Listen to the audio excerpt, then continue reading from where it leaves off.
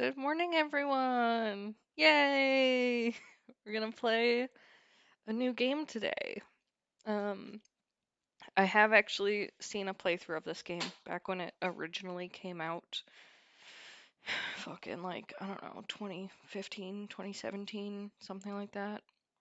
It's not a new game, but I remember when I watched the playthrough of this game, um, I don't know. There was something about it that was really special for me, and it was a game that it has really stuck with me that I will never ever forget, sort of thing. Um, I've been wanting to play it because I want everyone else to experience it too. Um, I mean, it might not hit you guys as hard as me because it has to do a little bit with game dev. Um, and for anyone who doesn't know, I have a degree in animation graphic game programming. Um, so I am an indie developer. Um, so it's a little bit close to home, I guess you could say. Yeah, it's a very deep game. There is 110% chance that I will like probably cry or sound like I'm crying the whole game. So let's get into it. Um, okay. Let's see. So I think I'm gonna try to play with with my keyboard, but if I need to, I'll switch to a game controller. Okay, Taylor, you can always watch it on my YouTube later. Oh, before I forget, I'm having some graphics card issues, so it causes my computer to crash sometimes. So if the stream stops midstream, my computer crashed. I'm sorry. It happens. I don't know what to do about it. You can't get a graphics card right now. It's like impossible. It's a pain in the ass. It makes me very frustrated. So it only happens on certain games, which is why I haven't been playing Minecraft, because it always happens on Minecraft. Yeah, I tried reinstalling the drivers. I've done so many things, Matt. This graphics card is known for having this issue, and I've literally tried everything. So I don't know. We'll figure it out. Yeah, it could be OpenGL. I don't know. It happened on Omori for our last stream. Um, so I'm not sure. But we'll see what happens. Let's get into this. And fingers crossed, we can get through a good portion of it. Um, okay, let me get started. Oh shit, the game's crashing. My life. Oh, okay, it's not. Good. I panicked. Okay, guys. This is a narration-esque game, so there won't be any like battles or anything like that. Thank you very much for playing The Beginner's Guide. My name is Davey Reedon. I wrote The Stanley Parable, and while that game tells a pretty absurd story, today I'm going to tell you about a series of events that happened between 2008 and 2011. We're going to look at the games made by a friend of mine named Coda. Now, these games mean a lot to me. I met Coda in early 2009 at a time when I was really struggling with some personal stuff, and his work pointed me in a very powerful direction. I found it to be a good reference point for the kinds of creative works that I wanted to make. So just to start you off, this is, I think, the first game he ever made. It's a level for Counter-Strike. You can walk around here, by the way. And mostly it's just Coda learning the basics of building a 3D environment. But what I like is that even though he starts from the simple aesthetic of a desert town, he then scatters these colorful abstract blobs and impossible floating crates around the level. And of course, it destroys the illusion that this actually is a desert town, and instead this level becomes a kind of calling card from its creator. It's like a reminder that this video game was constructed by a real person. And it kind of makes you wonder, what was going through his head as he was building this? This is what I like about all of Coda's games. I mean, not that they're all fascinating as games, but that they are all going to give us access to their creator. I want us to see past the games themselves. I want to get to know who this human being really is. And that's exactly what we're going to do here. So, it's 2008, Coda starts making these games, and he never releases any of them.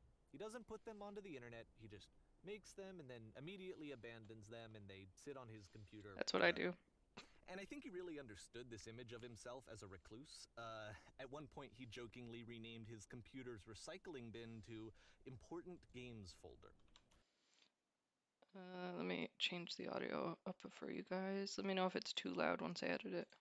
So, this was just how he worked. He tended to crank them out one after the other without even really pausing to try to understand what he had just made, until suddenly one day, he just stopped. In 2011, that was it. He made his last game, and then he hasn't made another one since. And that's why I've taken this opportunity to gather all of his work together, is because I find his games powerful and interesting, and I'd like this collection to reach him, to maybe encourage him to start creating again. And if the people like you who play this also Man, you deaf? happen to find his work interesting, then I'm sure it'll just send that much stronger of a message of encouragement to Coda.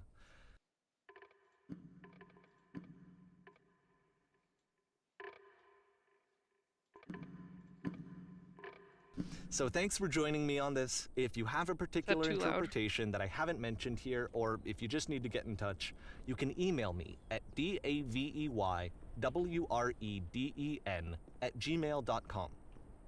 Okay, that's about it for introduction. Let's take a look at Coda's first proper game. As each game is loading, I'll show you the date that it was completed.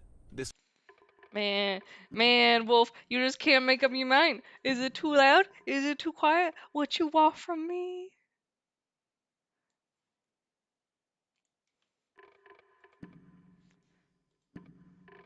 first one was made in November 2008.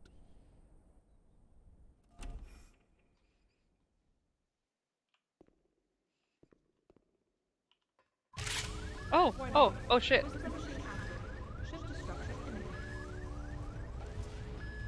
This game is called Escape from Whisper, and it's one of the more generic games you'll see from Coda.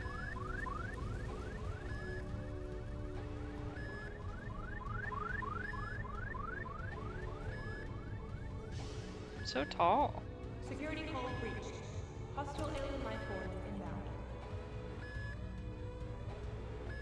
It kinda looks like this game was abandoned mid-development. For instance, you have this gun, which you'd think would indicate that there are supposed to be monsters or enemies somewhere, but then clearly there are no enemies anywhere.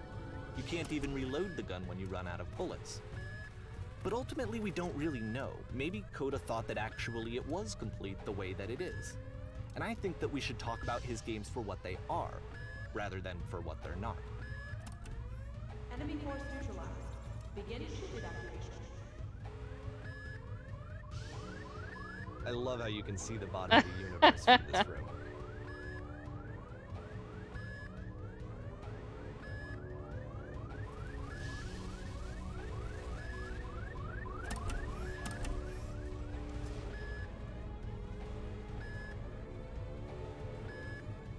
Apparently this space station has a labyrinth on it.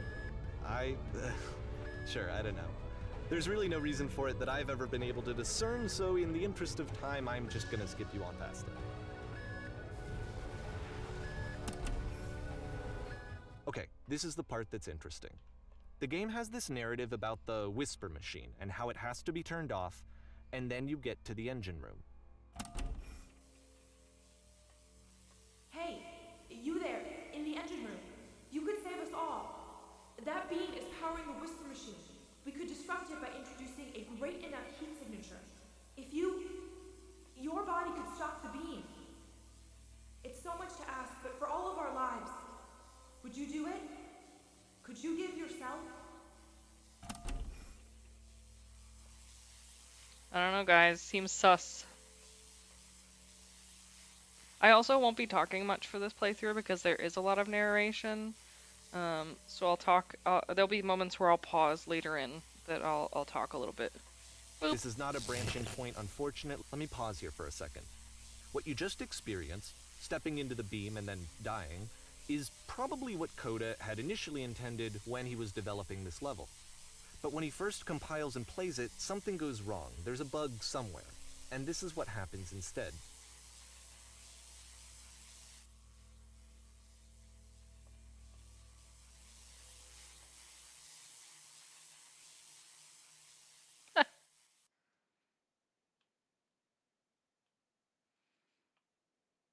The Seemed about beam right. causes you to start floating.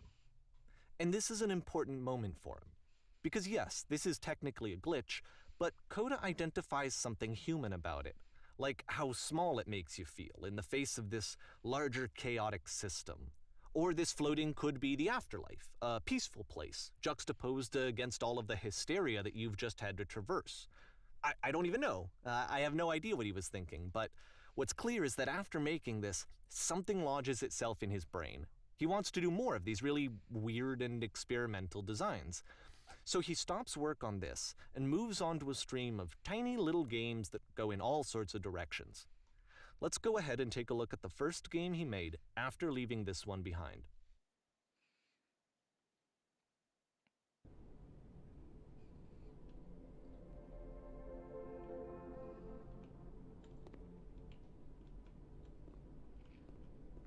Yep, in this game you can only You can only walk move backwards. backwards. Oops. Oh, shit. This is so much more difficult than you would think.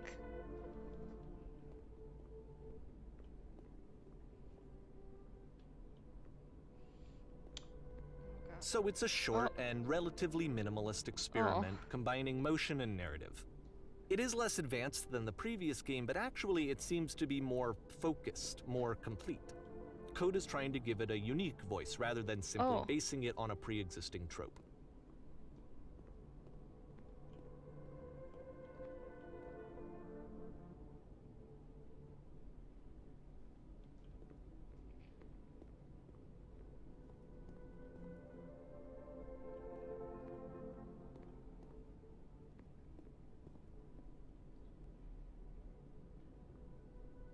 It's a short little thought, it says what it wants to say, and then it ends.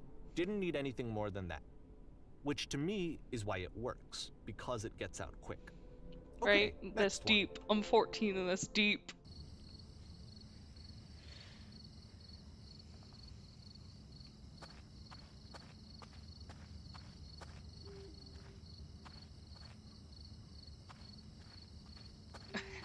Beach wolf.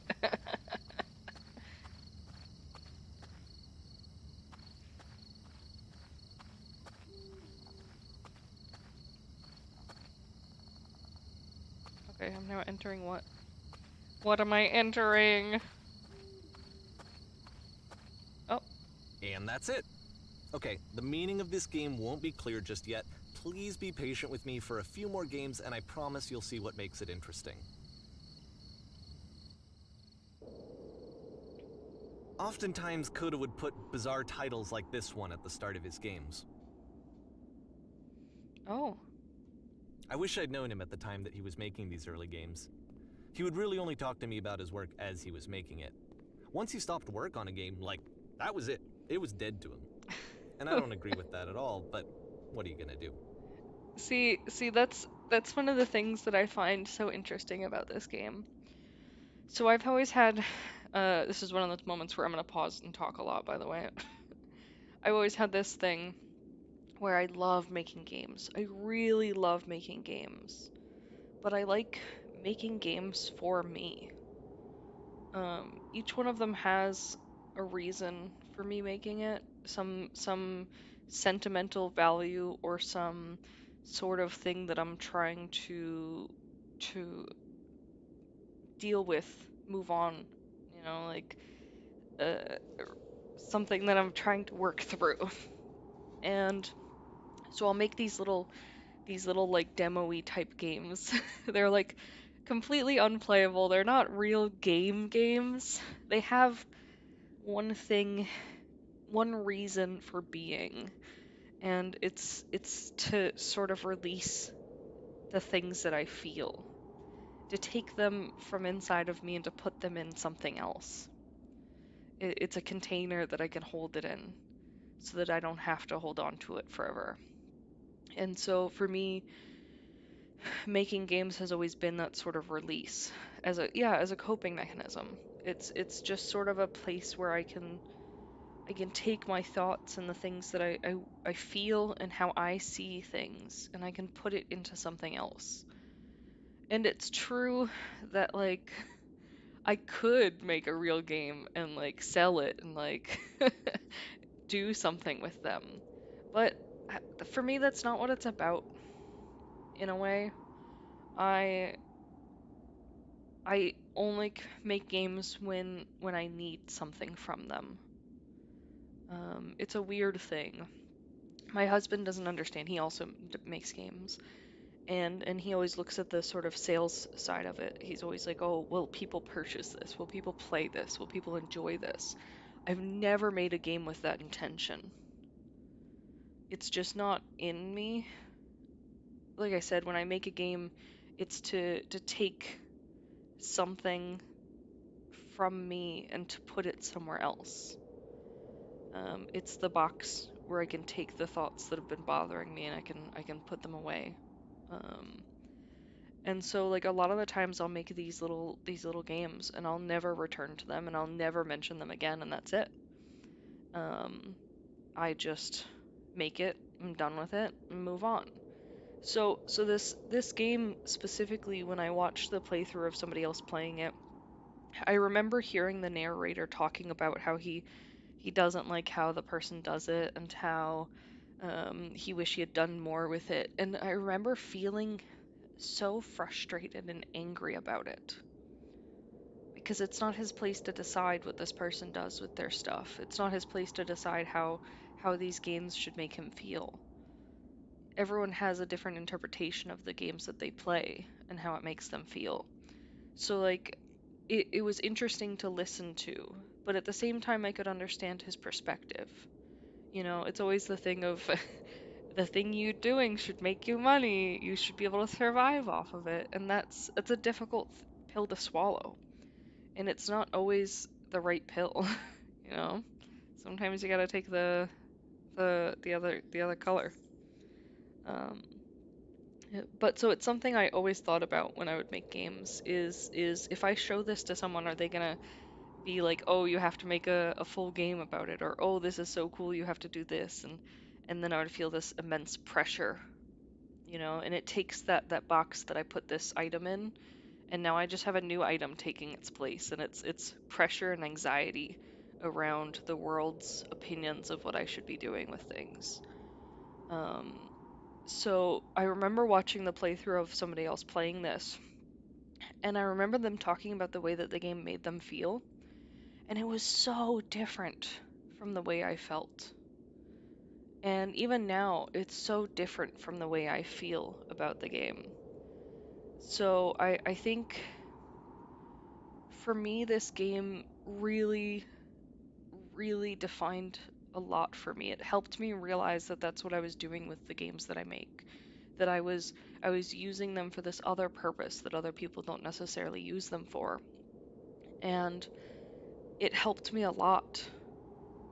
So that's why I wanted to play this game, but I also am like a really big baby, so I was like, I know I'm gonna get like very weepy and deep, and I don't know if people will actually want that or care. So I think I think I do really want to hear other people's perspectives on what they get from this game because I know it's not going to be the same thing as me. Because like I it feels like I am the person they are talking about sort of thing. Like I am that person who's making those games and just throwing them away and never talking about them again. And so I feel like other people will see it from different perspectives, and I'm interested because on top of it, if you're not a game developer, you've never done development, how do you see it, sort of thing. So as we go through it, throw your opinions down. I'm very curious. I want to know how you guys feel about this game because, like I said, it really strongly affected my life. This is the one game that when I think about things that are like, I don't know how to explain it. Um, You know, it's like who influenced you growing up, sort of thing. Like who made you the person that you are? I think of this game. This game helped me so much in like a weird way. Yeah, this that's the other thing about this game is it inspires me to make more games and just do what I want with games. Because I do feel like a lot of the time when you first get into game development, there's this stigma of, oh, well, you're never gonna get anything from it. But like, do you have to get something from things? And I don't mean like I think the thing is when people say that they're literally referring to money and nothing else. Do you get anything from it? What does that mean to you? And for me, when somebody says, "Do you get anything from it?" it doesn't mean money. It doesn't mean what they think it means. It doesn't mean happiness either. Because like that's a thing too. Something doesn't have to make me happy for me to feel that it's important and to like it. I can be sad about something and love it deeply. And so I hate it when people are like, you know, what value does it have? What does it do for you? Like, what money does it get you? You know. So, anyways, we'll keep going. But I will stop and do a couple more of these because I do like to kind of discuss that interesting depth in this game specifically. And like I said, this game is something that's so important to me. And I definitely feel like it's going to be one of those things that, like, you know, 5 years from now, I may play this again and feel completely different. But I'm just going to keep replaying it. You know, always opening that door. You never know what's on the other side.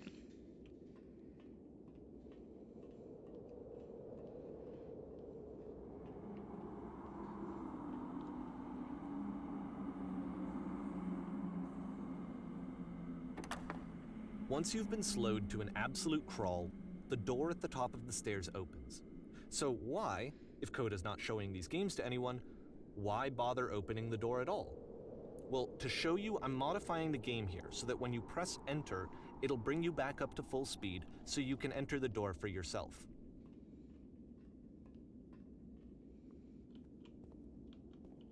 I got stuck in the doorway.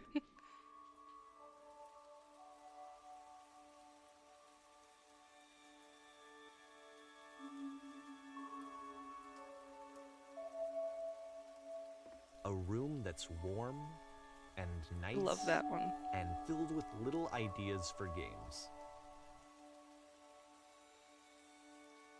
You are a gate.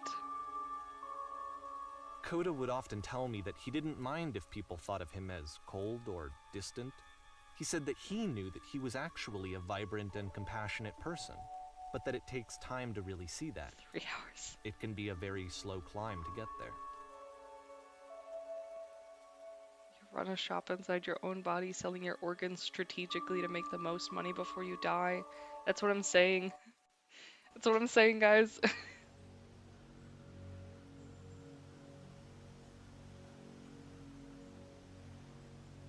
And like the thing is too with the narrator, like I feel like it's hard because I can tell that the narration is meant well. Like it means well. It's the attempt is to push this person or to show these amazing things that he felt when he saw this work. But at the same time, like it's that issue of trying to explain depression to somebody who doesn't have depression, that they'll never understand, that they want to help you and they'll do it in whatever way they can, but they just don't understand it. And so sometimes the way that they help is by saying, well, just be happy. And then you punch them in the throat because that's the dumbest thing you've ever fucking heard. You know, it's that sort of thing. So like I don't blame the narrator because that's the outside perspective. That's the outside perspective looking in when you make a game. You know, that person who I said is like, hey, you know, like, you should just make money off the games you make. but they don't say it to hurt you. They say it because they think that's what you want to hear in a way, or they think that's the right thing to say. So like it's hard because the narrator is everyone who's ever talked to me about games in a sense. But I feel I feel for him. You know, he has this connection and this importantness that he feels about these games, and he feels that other people should see it. He wants them to understand the beauty that he's seen. That is literally the exact same thing I feel about this game. Like, I want everyone to see this game. You know? Yeah, Wolf, I totally get what you mean. That, like, it feels like he did this without consultation. But at the same time, I think there's so many perspectives of this game. That's why I want to see what you guys think, because there are people who relate more to the narrator, whereas I relate more to the person the narrator's talking about. So, we'll keep going.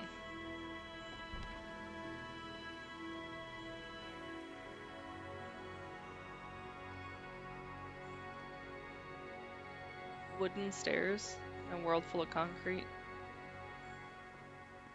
Cute little lights. Is this just a ledge? Whoop. Well, this is new for Coda. It's an actual puzzle. Go ahead and see if you can solve it.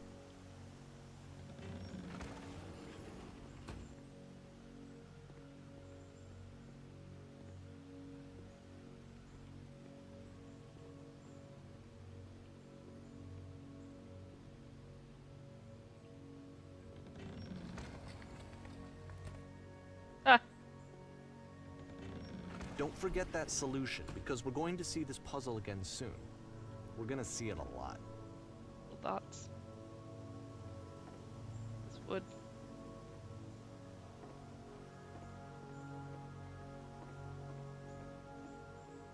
Another ledge. Boop.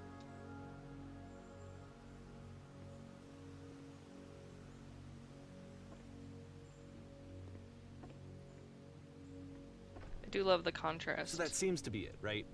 You walk down a corridor, you solve a puzzle, you get to the end. Simple enough. Alright, now I'm going to modify the game again so that when you press enter, it'll remove all of the walls from this room.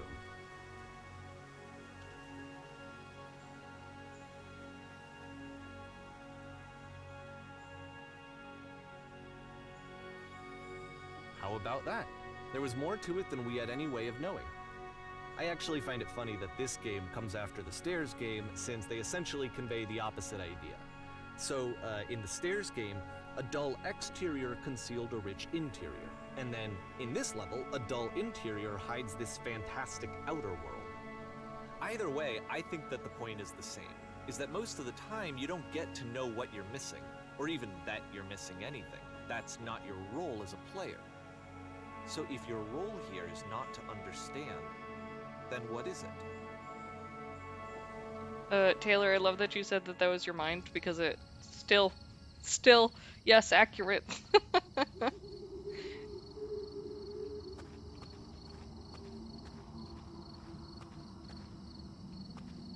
What? Aha. So, this, combined with the entering game from earlier, tells us that Coda believes his games are connected somehow. It could even be that the Stairs game and the puzzle game are literally connected in between this and the entering game. There's a bigger picture that all of his games are meant to play a role in, some larger meaning that we won't be able to grasp until we've seen all of them. And once we have, we can step back and start to understand what exactly that bigger picture is.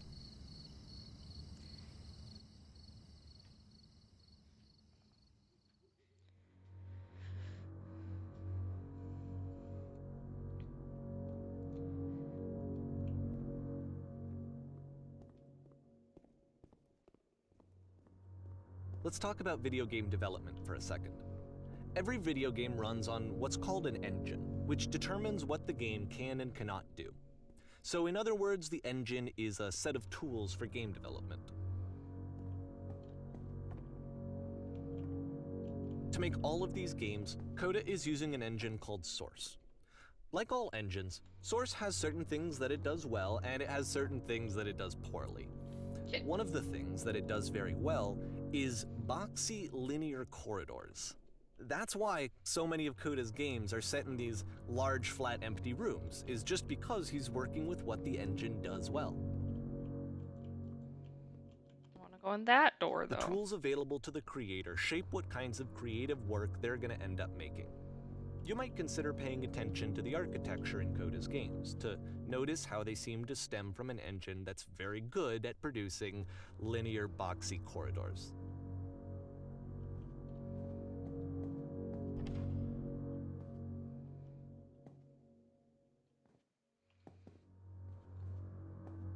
Boop.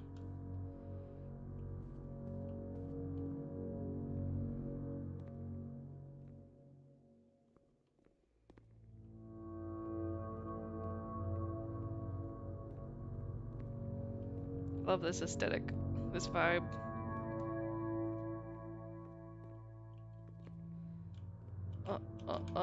Panicked.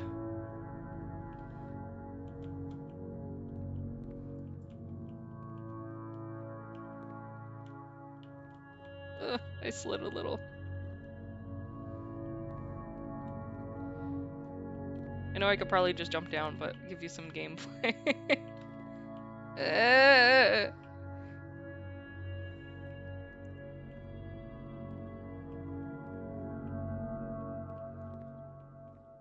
Oops. Oh, fucking death. Okay, cool. Did you see that? I saw that. It knew I was gonna fucking fall because it knows I suck. Oh, look, I can crouch. Beep, beep, baby.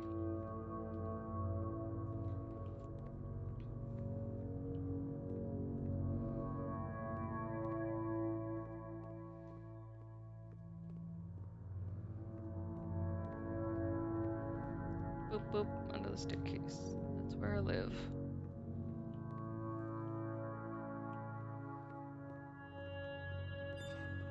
Oh.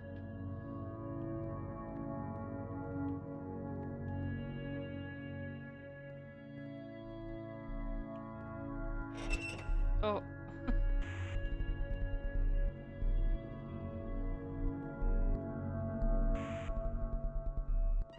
Oh, shit. Surprised me. Oh. Oh.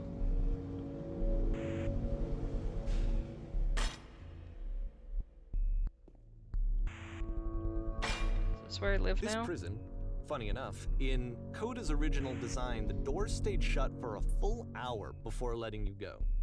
If you don't mind, I think we're gonna skip that. Yeah, please. I would like that. This is something that he and I used to argue about a lot. You know, whether a game ought to actually be playable, whether it means anything if no one can get through it. And I would always defend that, you know, all this work goes into the game, why not make it playable and accessible? And so we just got into heated arguments over it, and there was one time that after one of these conversations, he went home, and a day or two later, he sent me a zip file entitled Playable Games that was full of hundreds of individual games, each of which was just an empty box that you walked around in and nothing else. Believe me, I played every single one of those just to find out if there was like a gag hidden somewhere. There wasn't.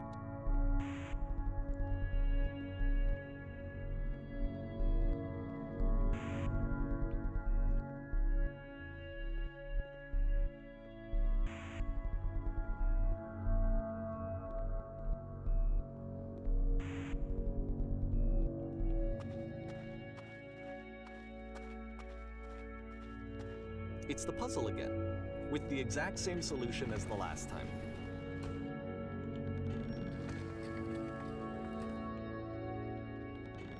There's still no clear indication of what makes this puzzle so special that Coda is going to return to it over and over. But I promise... I feel like the narration is so much quieter than the background music, but there's nothing I can do about it. Sorry, guys! I'll share with you my interpretation very shortly.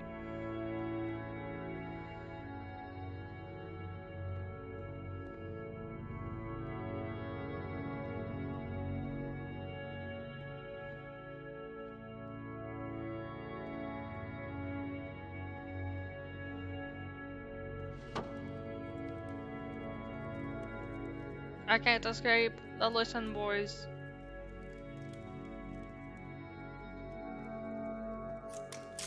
Oh. Here, Coda begins using a kind of dialogue system that he fashioned out of the engine's chat capabilities. Use the 1, 2, 3 buttons on your keyboard to respond.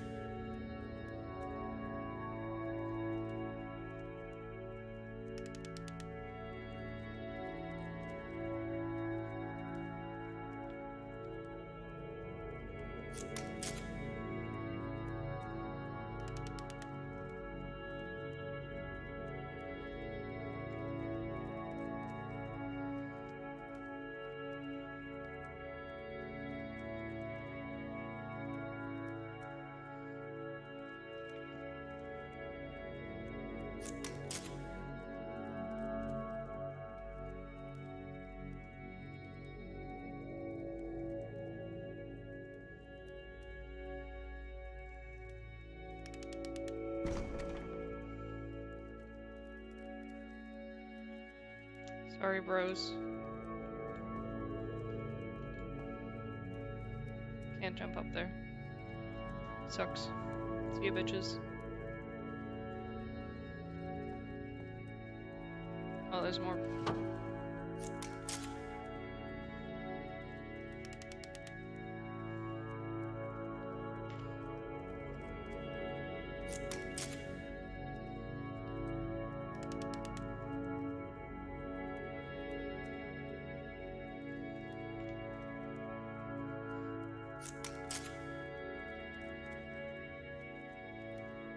Oh, okay.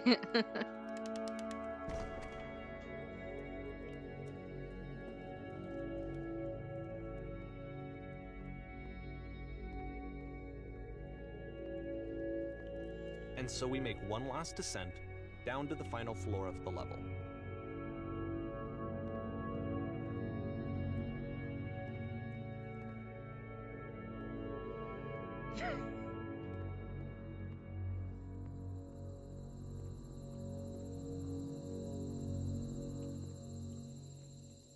It's a lamppost.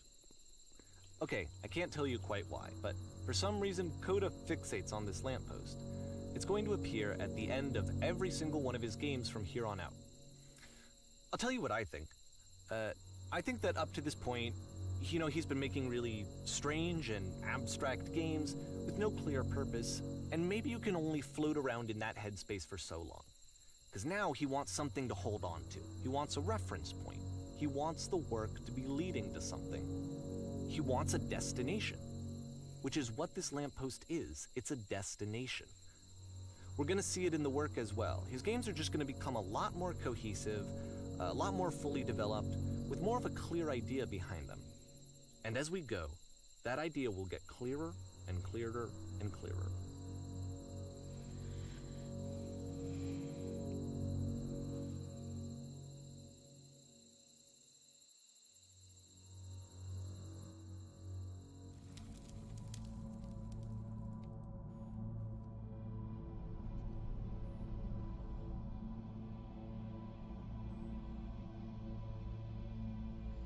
Okay, so this is one of my favorite levels of this game.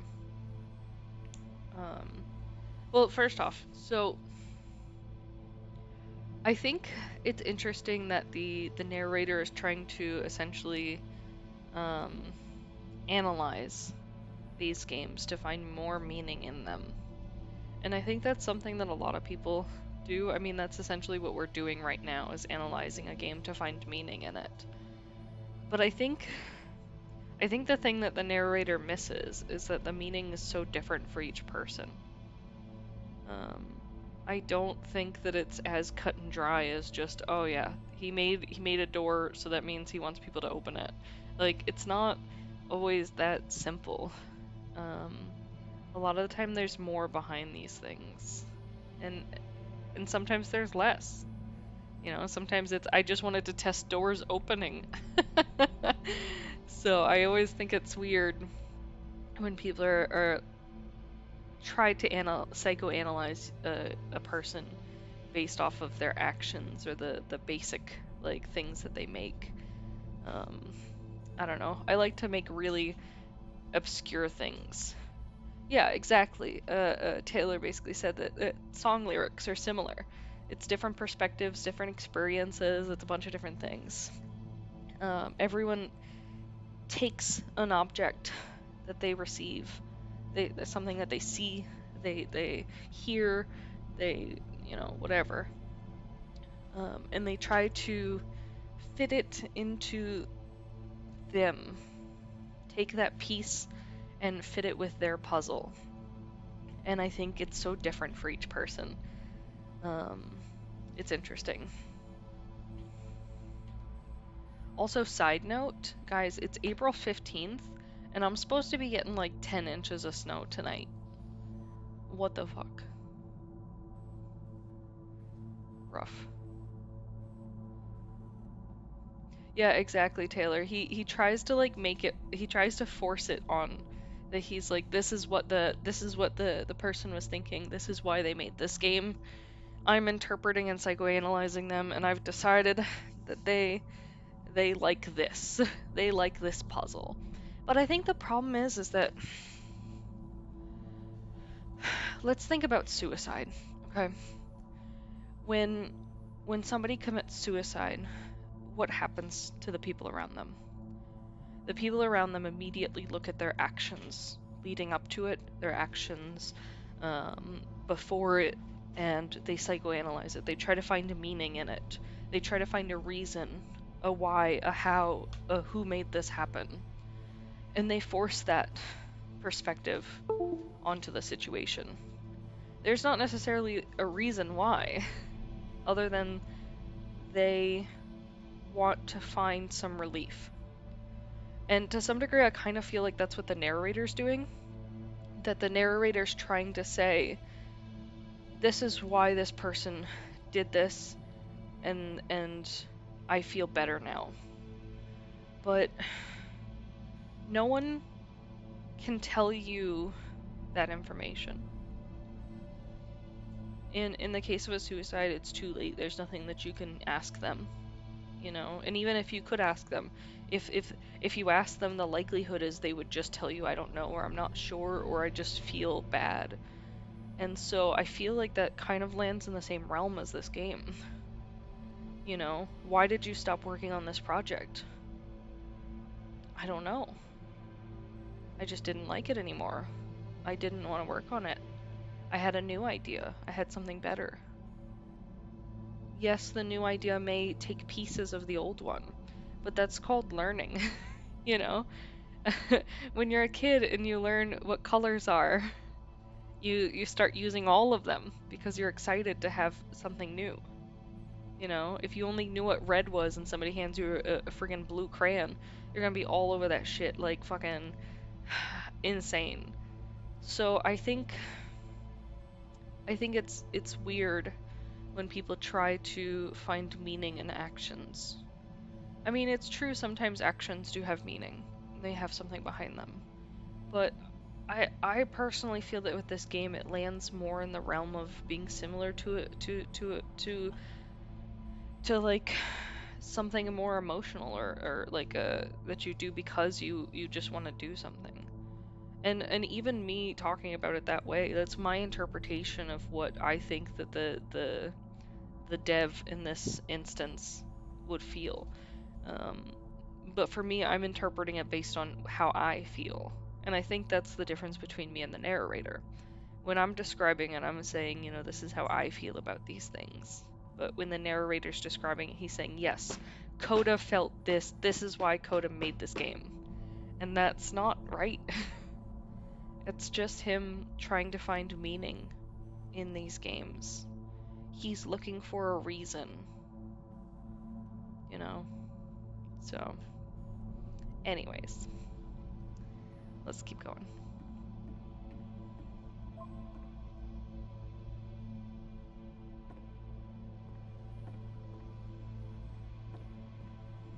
So first off, I'm sure you can deduce this, but this game is not connected to the internet. All of the notes that you're gonna see have been written by Coda. This was actually the first game of his that I ever played. This was shortly after I met him at a weekend game jam in Sacramento, where I grew up. I saw him working on this very level, and it was just so different from anything that anyone else was doing. So right away I was like, I have to be friends with this person. In retrospect, I think I was probably a bit too pushy, trying to get his attention. I was over-enthusiastic. But he was very gracious about it and very patient with me. And I cooled off eventually. Oh, feel free to skip over any of these notes if they're not doing anything for you. Nothing extra is going to happen if you read all of them. Either way, to me they convey a sense of loneliness. I see this person who's filled with thoughts and feelings and beliefs and has no way to express them except as scattered and unheard voices in a game that wasn't meant to be played. So he references game jams. But it's ironic, isn't it? Oh, gosh. That in playing this game and seeing how alone Coda often felt, that we get to know him better and actually kind of connect with him. And I have to be honest with you, this idea is really seductive to me. That I could just play someone's game and see the voices in their head and get to know them better and have to do less of the messy in-person socializing. I could just get to know you through your work. I think this is why I always liked Coda's games so much, is because it felt like they let me have that connection. I felt as though he was inviting me personally into his world. And then I feel less lonely too.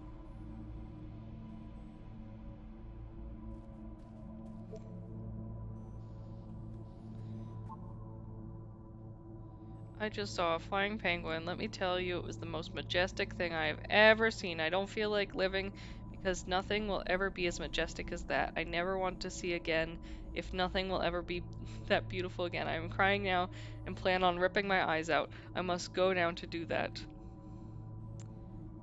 Accurate. So, I think this is the point that previously that really got me. So I do a lot of game jams, and for anyone who doesn't know what a game jam it is, it's essentially that you're given something between 48 to 70 something hours, 72 hours to make a game. You are given a topic at the beginning of the jam that you're supposed to put into your game in some way, and then you make a game based on it. All of my jam games are like this. Unfinished, messy, and they're, like I said, they're just for me to put something into, something that I have that I'm holding that I want to put in a box, and it's the game that holds it. And so I remember doing jams with other people and just like seeing all of their amazing work and just like wanting to feel closer to them, wanting to know like where they got their inspiration, like how they were able to do these amazing things, and always feeling lesser.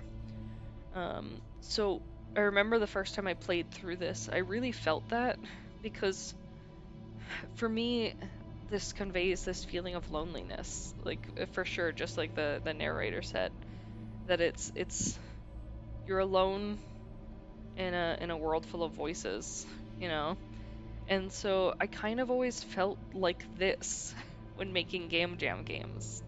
You know, like I'm alone in a room full of like amazing, smart people, and I'm just making this game that I'm never gonna show anyone.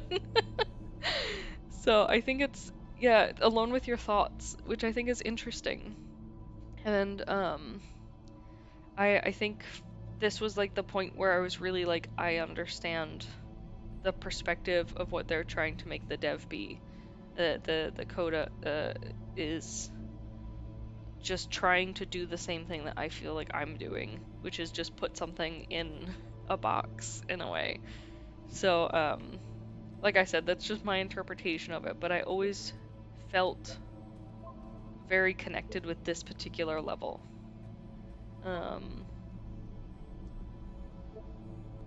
It was something that I don't think, balls, your name is in the game. I've always just felt it was very important.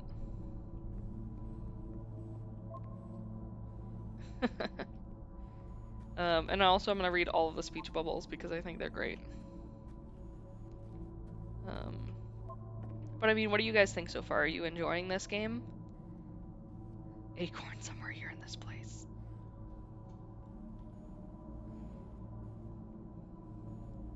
Yeah, Wolf, I agree. I always have to have something going. In order for me to fall asleep, I have to be playing music.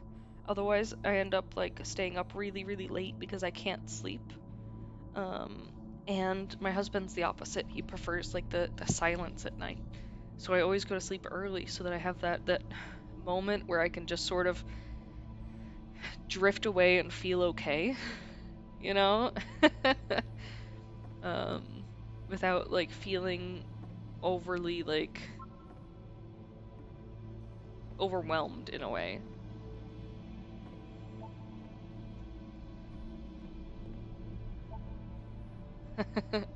But yeah, yes.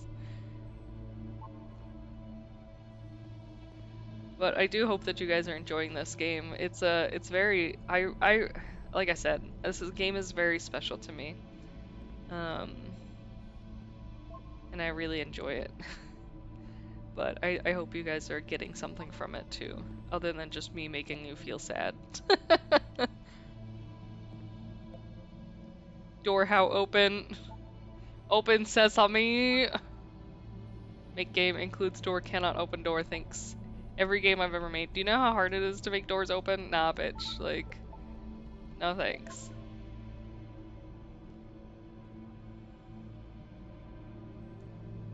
Yeah, Wolf, you know my pain.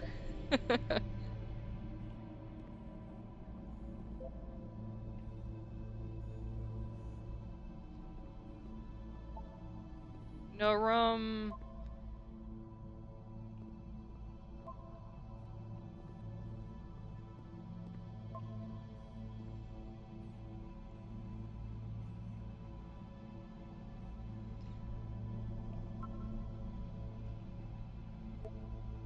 I think the interesting thing too is with something like this, like, I know for me, when I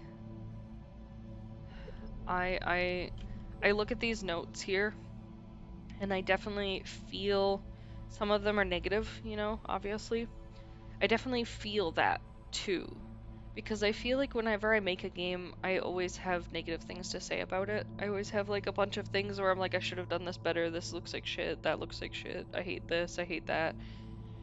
And so like I also kind of wish that I could add little notes to my game, saying those things, but I tend to add comments in my code saying those things. Um, yeah, it's sort of the overthinking spiral that we're going through right now. Literally in a game. Um, and I think it's interesting, um, seeing how other people feel when they look at stuff. So when I read through these notes, I feel like I'm reading how he feels about his work, how he feels about what he thinks what other people think when they see it. That they're annoyed and frustrated because it's boring. That they feel like, you know, maybe this isn't fun. Um, they feel like, you know, can I jump? No, sucks. Cabbage shapes our nation. Yes. But I feel like it's literally just like an interpretation of what he assumes people think, what he assumes people will post if they were to have access to these things. Which I think is interesting. Like this one, you know? Like how many times have you said that to yourself, sort of thing? Like I feel like these are just notes to himself in a way. And I relate. I I feel like I'm constantly looking at myself and judging myself based on what I think about other people. Um, yeah, I agree, Taylor. He did write some that he are positive. So I think he looks at his games as, you know, maybe somebody will enjoy it. Maybe somebody will find that positivity.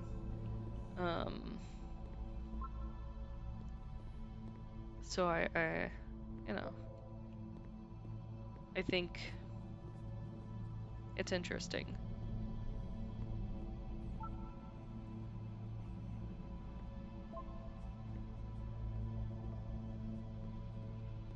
Also, like I said, I'm gonna read all the notes. Sorry, hate me. I don't care.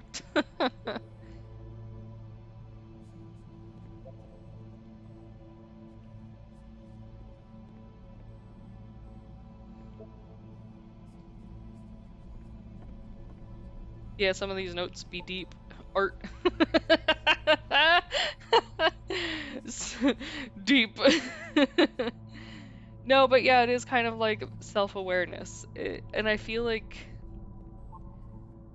it's even like what we're talking about now, you know, like interpreting how they see things and interpreting how I feel about my games. Like, it's all just this sort of assumption of how things are, or how people are. But it's kind of what the narrator is doing too. I mean, the narrator, literally is interpreting what he thinks the game maker is, what he thinks about their stuff and what he thinks they're doing, you know? I mean, even look at this one, spoilers, it doesn't mean anything. Like, in this game that could have so many meanings. Is he saying that to the narrator? You know, you're an idiot, stop trying to psychoanalyze? Is he saying it to us? You know, is it saying it about this painting? It doesn't mean anything. So I think it's interesting because this is definitely, and like this one, Devil's Star Tower, and then one of them over here was Devil Tower Star. You know, like it's like just little things. This. I feel this. Maybe I'll feel real someday. And I feel like, I don't know, you know? Yeah. I feel like I don't know. Some of the notes, I feel them on such a deep level.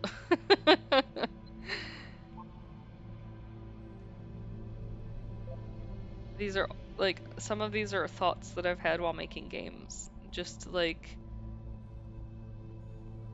oh, this room they're gonna hate because it's boring. It's just more rooms and nothing important. At the end of this level, we're going to see the puzzle again. And here, I'll tell you what I think the puzzle means. Each of these games represents an idea that was on Coda's mind at the time that he was making it. And the puzzle is a way of closing the door on a previous chapter of his life before moving on to the next one.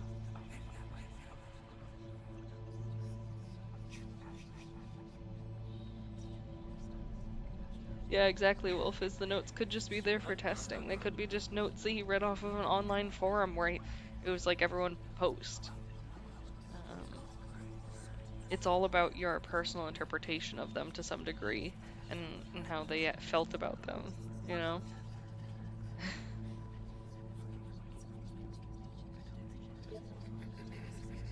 In each of his games, after exploring a theme that, he might find difficult, Coda can then place this puzzle that he knows has a reliable solution, he understands exactly how it works, and so it gives him a simple mechanism for moving on.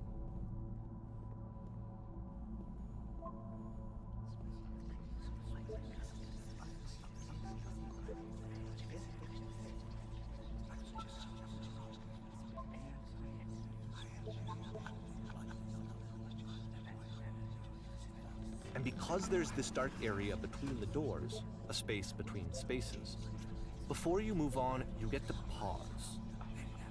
Just for a moment, a few seconds to reflect on and let go of the events that led you here. To step back and connect the pieces together, to grasp at that elusive bigger picture.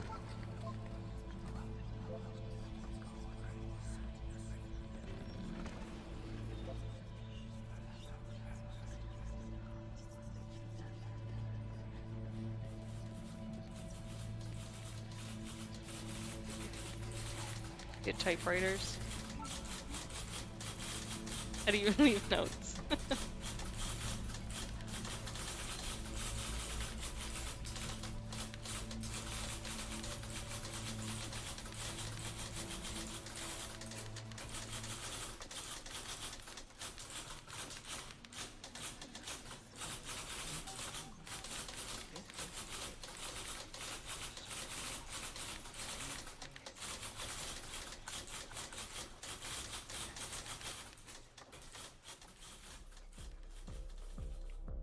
Okay, this one is tough. It's gonna kinda just spin its own wheels for a few minutes. Hang with it.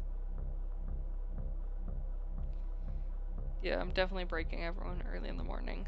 I think for me the lamppost is the light at the end of the tunnel sort of thing. I feel like I always want to do that with my games too, is have something, some end point, some goal in a sense. But I always end up with something obscure and just unrealistic, just not really a goal.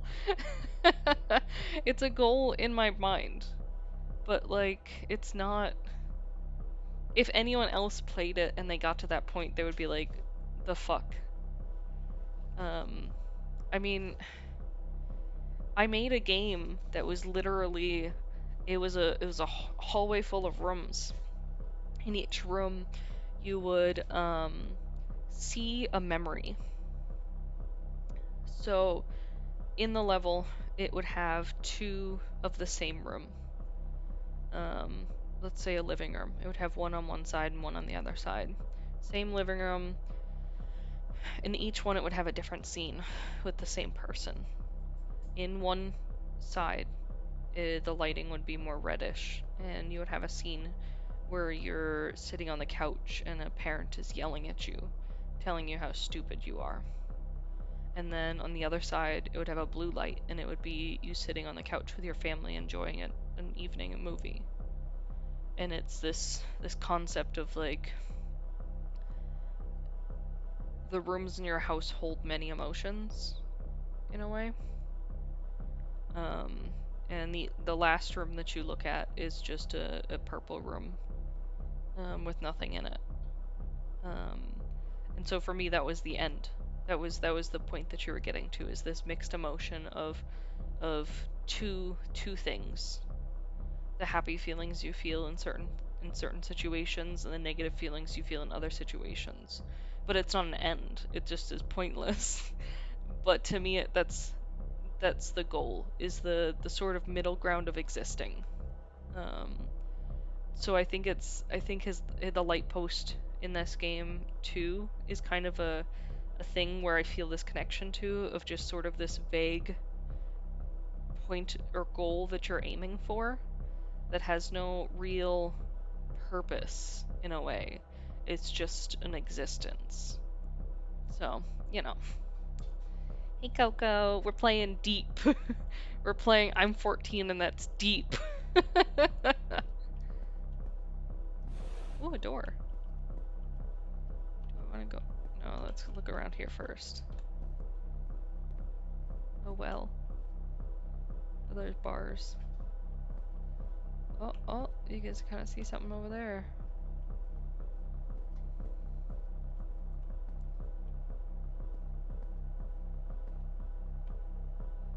Oh, my game did something weird.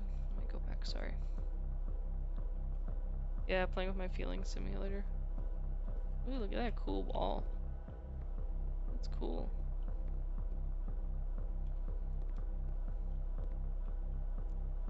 This music, though.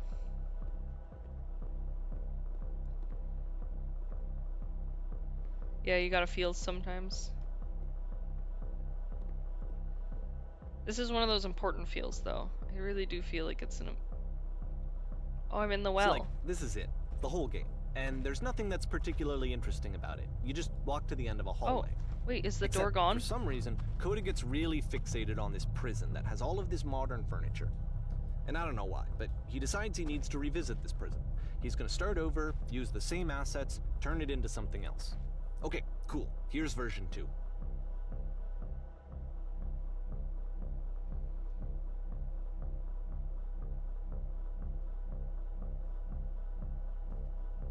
What should we put in the center of the room?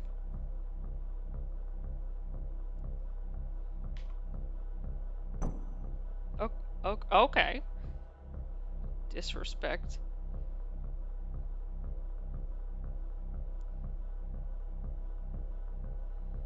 Let's put 10 stoves lined up. Stove castle. Oh, okay.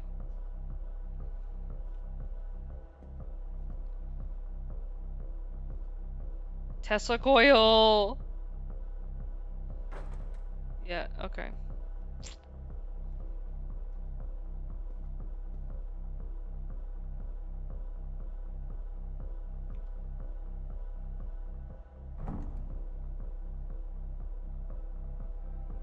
Oh, oh, oh, oh. There's a bit more to this one, but still, it's not really communicating anything. It's Oh, kind of it's just like a weird for maze. weirdness' sake. Oh. Oh, look, there's that painting, or that picture. No, I like this. So, okay, God damn he it. throws it out and starts over. This time he comes at the prison idea from a different Yeah, direction. IQ.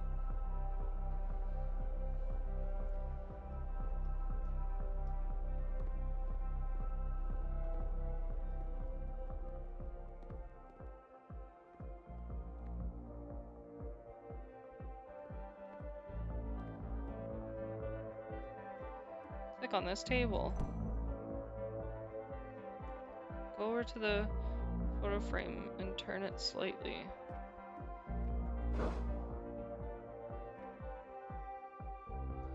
Turn the floor lamp off and back on.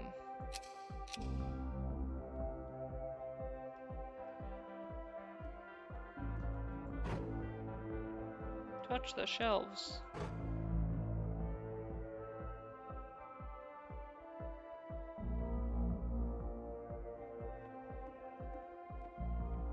Return to the start. To be returned to your prison. It's a return button. That's funny.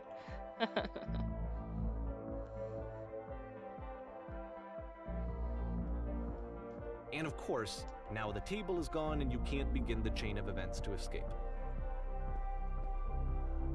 Here's a version where there are no bars, but you can't actually get to the well.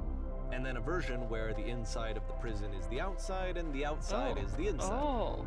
Let me just blink you real quick through a few more of these. I mean, he really unloaded on this prison idea. There's nearly a dozen of them. Personally, I think it's awful to watch this, to see a person basically unraveling through their work. And for what? Like, at what point do you just go, maybe there are game ideas other than this prison Oh, that this I one's could be cool. working on? But Coda doesn't have that voice telling you to stop, that particular mechanism it's of this. defense against yourself. Without it, you just spiral. And so he keeps going and going and going and going and going, and then he hits on something. And he likes it. And that's it. He's done. He stops making prisons. This is the very last version of the prison game that he created. And the reason I think it works is that the prison is not actually in it. See, this is another thing too, that he's like, oh, he's going crazy making all these games. But like, maybe he just likes it. You know? Like, I don't know. I feel like the way the narrator words it is that he makes it sound like it's like devastating. Like it's like pain. But I I don't think that's a fair a fair thing to consider. Like I don't know. Yeah, I'm so bad with words. But I feel like you're essentially saying that all that work is in vain. He should have just quit and given up. Like that's just as shitty. Like he has something that he wants to do, and maybe he's not even just trying to get one that works. Maybe he's just interested in testing out a couple different things. Maybe he wanted to see if he could put furniture on the ceiling. Maybe he thought, hey, it would be cool if you're actually in the well, you know? Like, why does there have to be a goal? I think that's that's a thing that I get frustrated with is having a goal. That's kind of what I was saying before. Everyone's goal is defined differently. But like games always have a start and an end. And there's always this expectation that you start a game, you play through it, and you win, and it ends. But but why? You know? Like yes, there are open world games or like MMOs and stuff like that that don't necessarily have an end, but they have these little mini goals. And I feel like when people turn that on its head is when I enjoy things the most. When people just throw the rules away. Because why? Why are they, who made these fucking rules? Fuck these rules! You know, like why are they here? Um, I just think that sometimes you just do. You know, you just do things. Um, and it doesn't always have to have a deeper depth to it. It could just be that you wanted to. It could be that you didn't even want to, but you felt like you had to. Or you know, you're trying to get started with something else, so you're just messing around. You're trying to find meaning. A good example I think of is art block, okay? When you have art block, what do artists do? They try. They just make a bunch of random ugly shit. Does that mean that they're going crazy or that they're losing themselves? No, it just means that they're trying to find the next door to open. They're trying to find the next place to go. They're trying to find something that they may have lost. Sometimes they're just trying. Sometimes they aren't even trying, they're just doing reflexively, you know? I draw every day, so I keep drawing. Like, yeah, sometimes they're just trying to find the inspiration that they may have lost. Um, but I think like forcing meanings on stuff is a difficult thing because you'll never know what that person's actually thinking. I'll tell you guys more about this game when we reach the end. Um, if we reach the end today, I'm gonna try. Um, but I'll tell you more about the background of it and some of the information that I learned after the first time I watched a playthrough. Because when I watched it, I felt like I felt this really intense, like I said, connection to this game, and I wanted to know everything about it. Um, as it said at the beginning, it's made by the same people who made the Stanley Parable, which is, if you've ever played that game, you know it's got a little bit similar vibes with the narration bit, but it's definitely very different. Um, so I wanted to know more about it. So we'll talk about that more later, but I'm trying not to like spoil it by mentioning it. So if you know about this game, don't talk about it. Okay, let's keep going. With nice sound effects.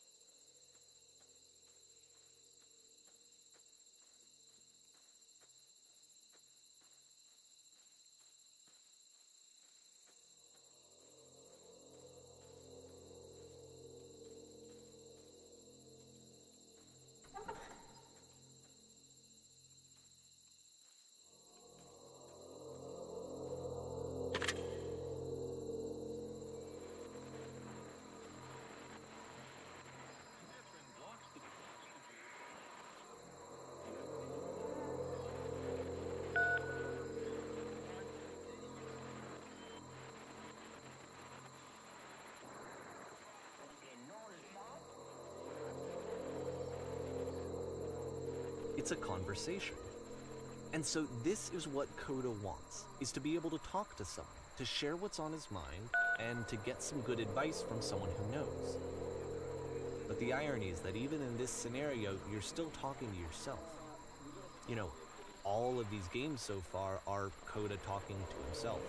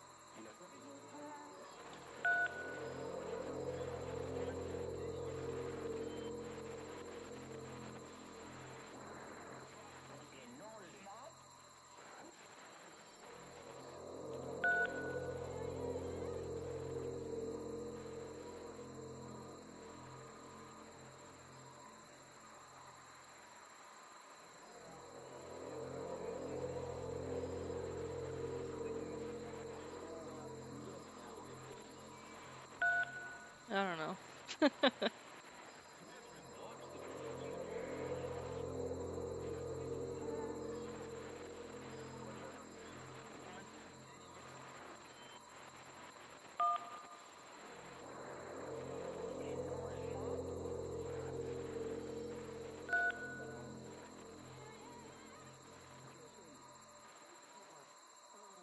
I can see why he considers this a fitting conclusion to the prison games.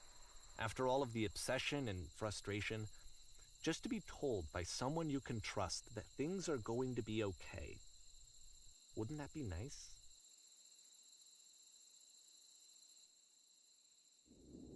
So what would it look like if Coda wanted to make a game about talking to someone other than himself?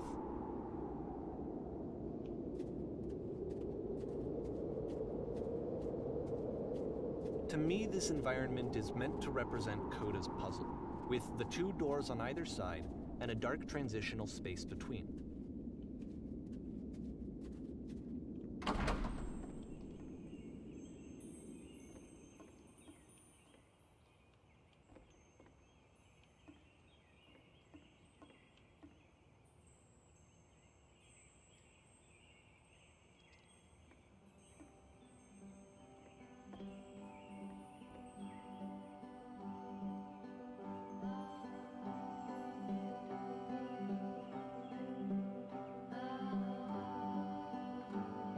You'll notice that the quality of the art is a step up from previous games, including this new and improved chat system, which he started using from this point on.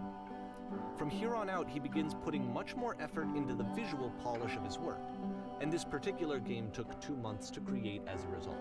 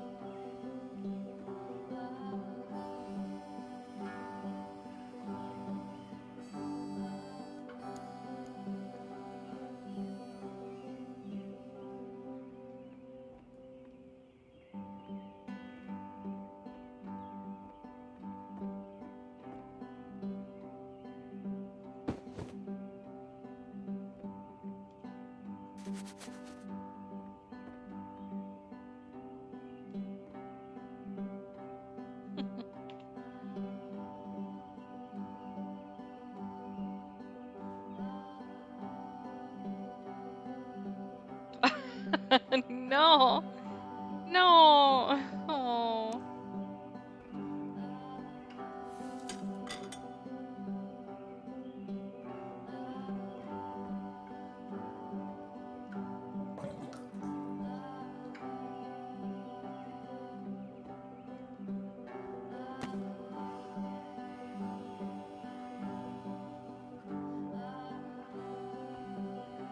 After the intense set of prison games, this house cleaning level almost feels like cleansing. It's the moment after a particularly difficult or traumatic experience where you just need to let it sit and digest inside of you, and eventually cohere into something meaningful.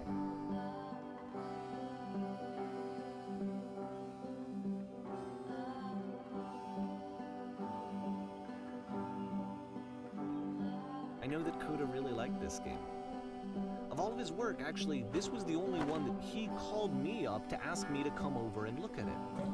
This was during a period of a few months where he was like grossly happy all the time, just walked around with a constant smile on his face. That's why my house is such a fucking mess.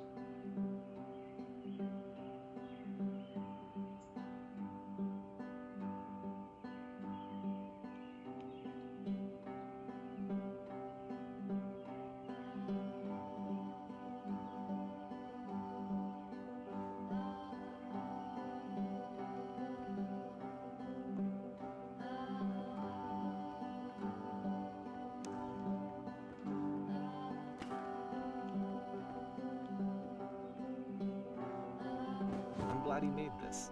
I'm glad he found some peace.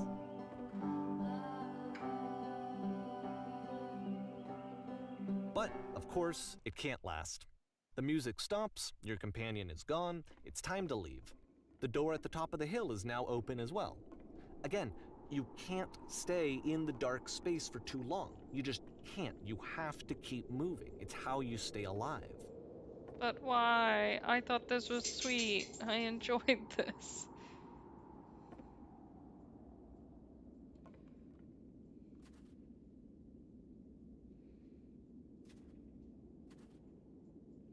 Yeah, Matt, it does kind of give that vibes. It's someday you'll be able to clean up. Someday you'll be able to get it organized, and it may still re-dirty itself, and the books may fall, and new dishes may pile up. But you know, if you breathe a little bit and just take that moment and just pick it up, you know, pick it back up and do it again, it'll always be okay. I think even if you step outside your comfort zone, you'll be able to get by. But it's definitely never easy, you know? Cleaning a big house by yourself is hard. And it's just like taking care of yourself and your body and your mind. It's not always so simple. I know one of the things for this is like I I remember when I was playing this that one of the thoughts that I had or well, the first time that I saw somebody play it, one of the thoughts that I had was the directions. Okay. So if you initially look around the house when you go in, it's messy and there's lots of stuff that's messy. And so they say that let's clean it, but they tell you exactly what you need to do to get it into order. They tell you each step along the way. It's not you just deciding, oh, I'm going to pick this up first and do this. There's an order to it. And they're helping you through that process. And I think that's where the difference lands with a lot of people is when you're organizing your mind or your soul or your body or whatever. You don't have that direction. You don't have that person telling you exactly what steps you need to take because you have to figure it out yourself. And that's kind of lonely and hard because I mean nobody knows exactly what they need. It's like earlier I referenced depression. It's the same thing. Like you can't just say I'll be happy. You have to figure out what steps you need to take to get to a point where you feel okay. It's not happy. It's not you feel happy. You feel okay, you know? Yeah, a psychiatrist can help sometimes in getting it sorted, but I feel like the thing is you're the only one who knows what your mind is and what your body wants and what your soul wants and like even you don't know most of the time. So I remember watching this and feeling this almost small disappointment because it feels like nobody can help you. Yeah, Taylor just said it. Nobody can help you figure out what the next step is. You just have to keep trying things until you find the right order, and then it may only work once. The order may be different next time. And that's like a profound loneliness in a way almost, or just disappointment at the thought that you have to just figure it out yourself. I mean, everyone has to figure everything out themselves, but you know what I mean. It's so much easier when somebody's telling you exactly what you have to do, exactly how to fix things. But when it's you trying to figure it out and you don't know where you're starting from, it's so difficult. So, all I can say is one day we'll all figure out the right routines to keep our houses clean. Just not today. Today's a cry day. Which is the whole point of the puzzle doors, right? That sooner or later you have to pick up and move. I really thought that was the point of it.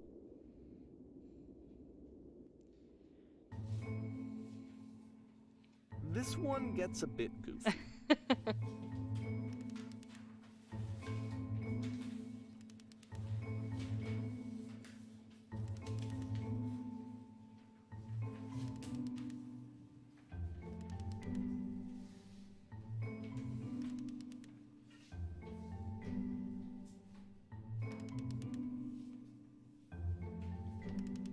I switched chairs.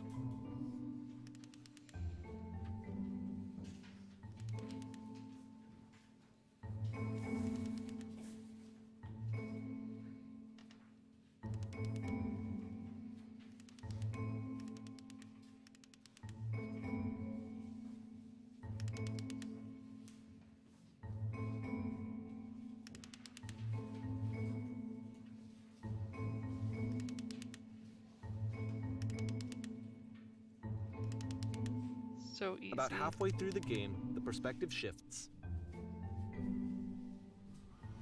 Holy. Oh my god.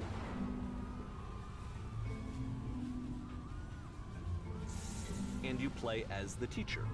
And suddenly, you discover that your teacher is just as bigoted and afraid as you are. Oh, and also you can move around the classroom now. I'm just gonna choose random ones.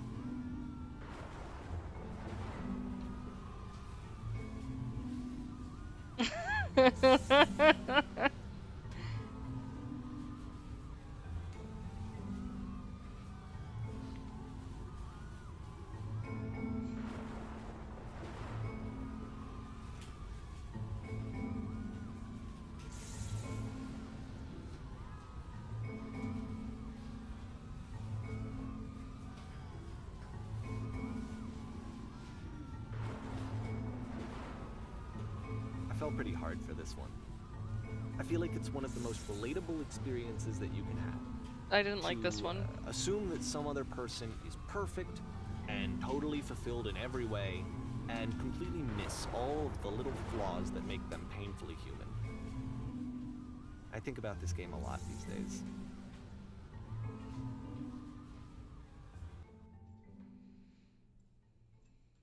I do think it's interesting This to one hear took the a lot narrator's longer than all the perspective. others for Coda to make. It was 4 months between this and the last one. That's twice as long as it took him to make any other game before this, and it's not like it's particularly complex, so I remember I found that a little strange at the time.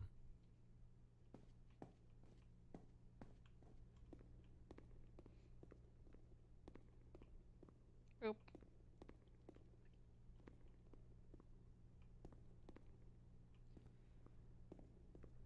Let's go this way.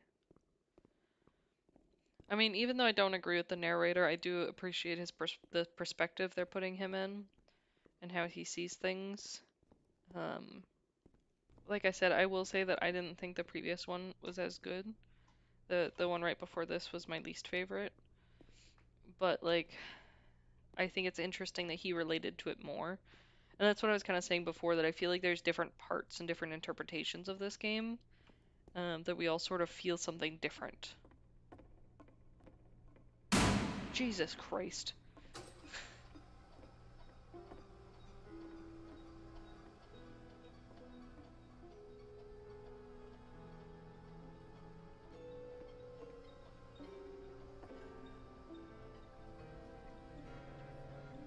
Oh, hello wall.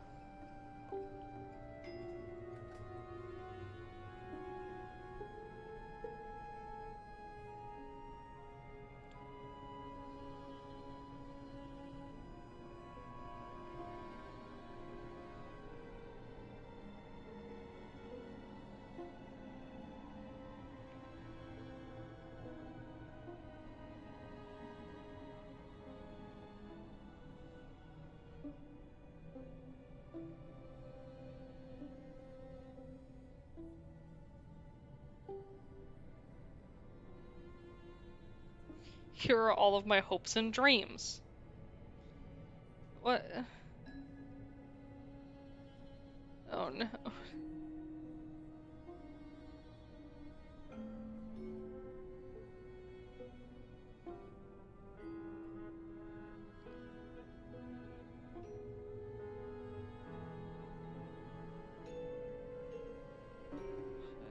walk over it. Oh.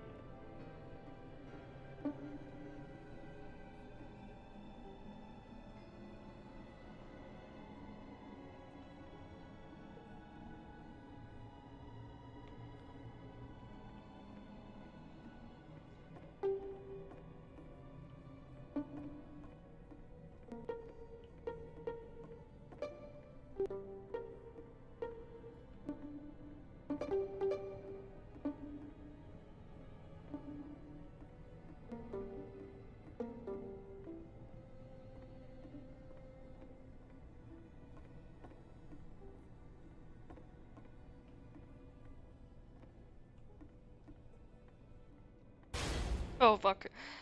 You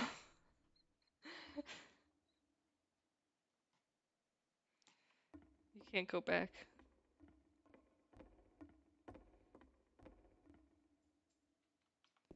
It looks like an angry face.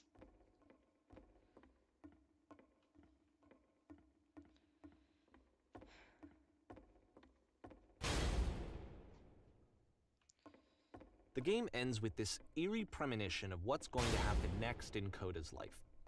The solution to social anxiety, to fears of having to perform and having to chase success, the answer for Coda is to Can I withdraw, not run? to hide himself away. Which is what leads to scenarios like the stairs that slowed you down several games ago, where it just becomes harder and harder to access Coda's inner landscape because he keeps retreating. He just keeps backing away from possible connections to anyone other than himself. And to be honest, I didn't consider it very healthy when I first played this game. You know, it looked to me like he was trying to justify the idea of just disconnecting yourself from the world. And that wasn't what I wanted for him or for his games. Because I feel like a lot of his games are inviting me to connect with this person, to bring him closer. Yeah, this is pure anxiety, straight up. That's But what a what can panic you do? attack feels like. After this, Coda just went off and experienced took it. another 5 months to make a new game.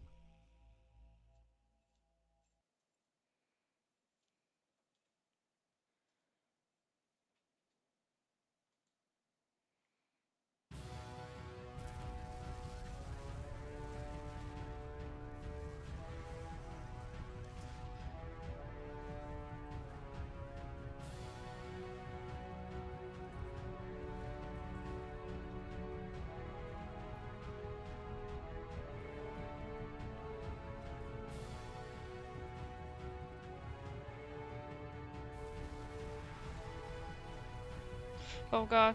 Oh gosh.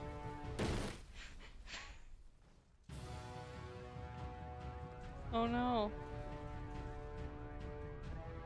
You should probably open your eyes if you haven't already. It's pretty much impossible to solve otherwise. And there is a solution, by the way.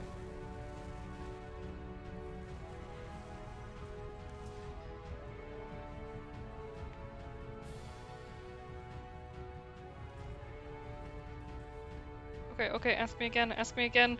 uh.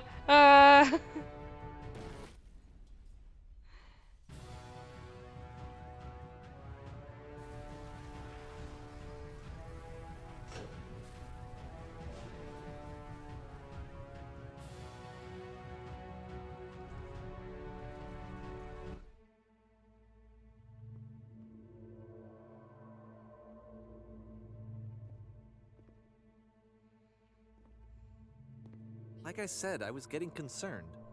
First off, he's never been this explicit in his work about exactly what he's thinking. So, where's that coming from? But then, even weirder, his work has potentially stopped being an outlet for him. Not like he's having trouble iterating on ideas, but he literally just can't think of new ideas anymore. And in person, he was being a lot more distant than usual. Like, you know how sometimes a person will just deflect anything that you say in order to keep themselves disconnected all the time? It was that kind of thing. Here was the point in my relationship with Coda where I really started to wonder if he needed my help in some way. See, this is the one that makes His me games are going cry. to get more desperate from here on out.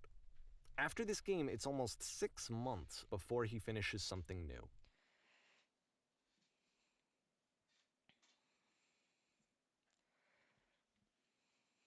The relatableness for that one is hard, because especially when you're doing something that requires creative energy, it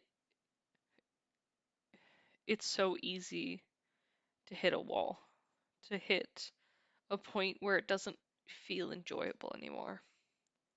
To take something that you loved and enjoyed doing and to squish it into a box of something that you hate. And it's difficult. I know so many people have fallen into this trap. I think everyone has experienced it at least once. And it's definitely one of those things that I like feel deeply. I think that was another one of my really favorite ones is just because how many times have you lied to yourself about things, you know? I think everyone lives in that world of lying to yourself and trying to force it, trying to force happiness, trying to force relationships to work, trying to force people to understand you.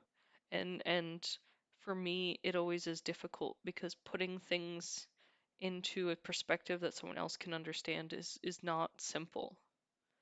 I know in my life, like I use a lot of metaphors when I describe things. You guys, I'm sure you'll pick that up or you have already picked that up. But it's because trying to put things into words is so hard. Trying to take a thought, a feeling, just everything and putting it into something tangible feels impossible. How could you possibly take that something so deep and visceral and just formless and put it into words that somebody else will understand? And even if you don't put it into words, put it into visuals that someone else will understand. Put it into anything. Your art, your music, your games, your programming, whatever. How do you take that intangible thing and make it tangible?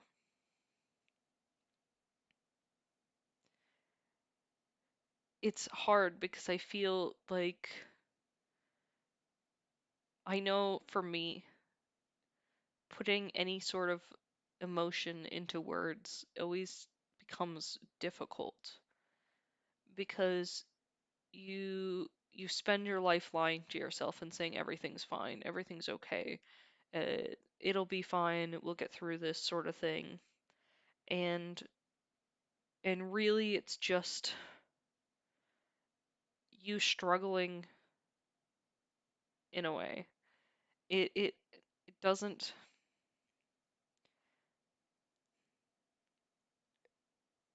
I think I think people want to put things into words because they want people to understand them. And I feel like that's impossible. And even if they understood you, would it change anything? Would it change how you feel, you know, that drained emotion, that sadness, that depth that you feel? Would it help it? Would it make it worse? Would it make them try to help you but make it worse? It's so hard. So I feel for this person so much. Yeah.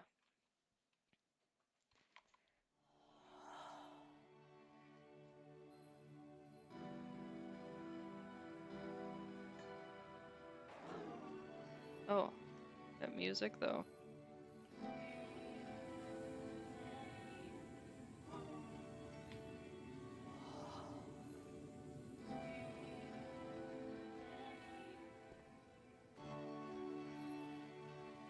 Oh,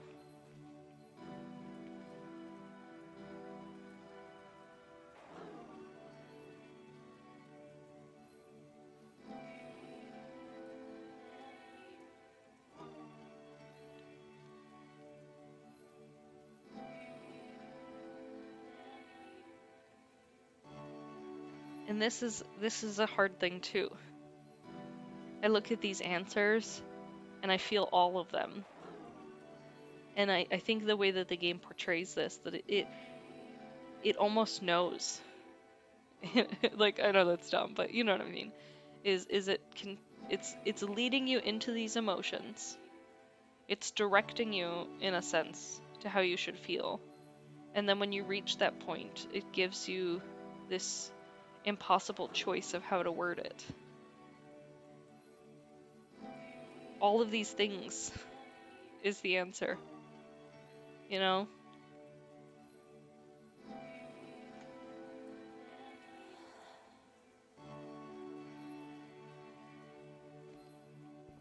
This person's just trying to find meaning and trying to find what to do, trying to find how to fix the thing that feels like it's broken.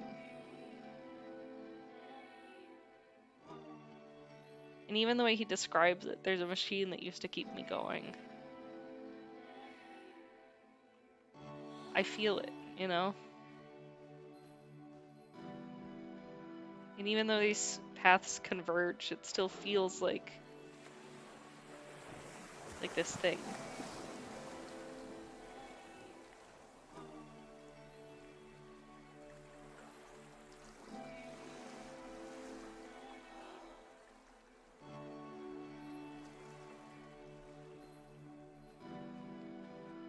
If the last game featured Coda talking explicitly about his creative frustrations, this one turns it up to 11.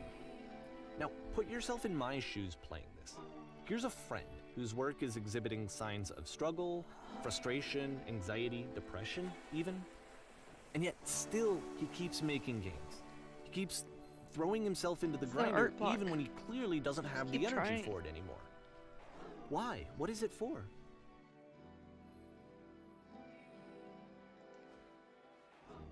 I feel like asking why, what is it for, is like it brings so much rage to my body. When you love doing something, of course you would keep forcing it because you don't want to lose it. I remember I used to draw every day. Every single day I would draw all day long. I loved it. And I remember when I started getting art block, or I started to feel like I was bad, I would just keep drawing. And I always would, it would always resolve itself in some way. Whether I just forgot about it or I just kept doing it and just, dealt with it, it always sort of fixed itself. Or it just, it was just that way.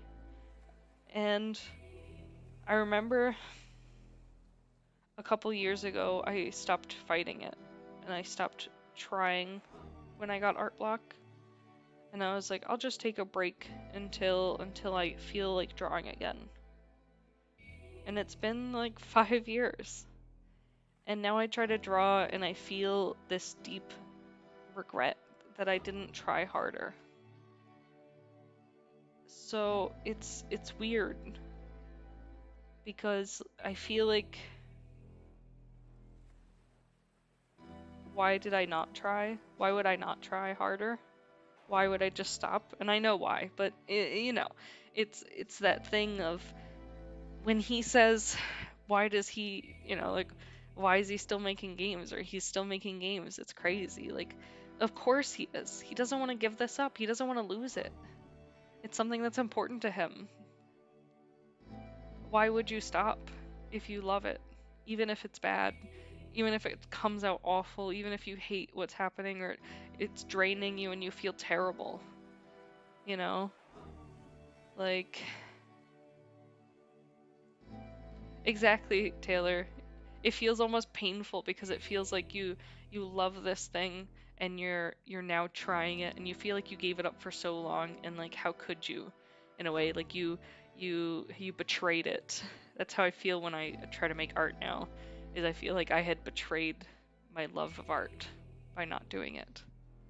So why wouldn't I keep going and making games, you know?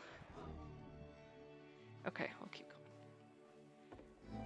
Because from my perspective at the time and just what I knew of him, this was a result of how isolated he was. He was in his own little bubble, just sitting at his computer all day, not really showing these games to anyone, not releasing them onto the internet, and so he didn't have anyone outside of himself to connect with. He had no outlet to ground himself on.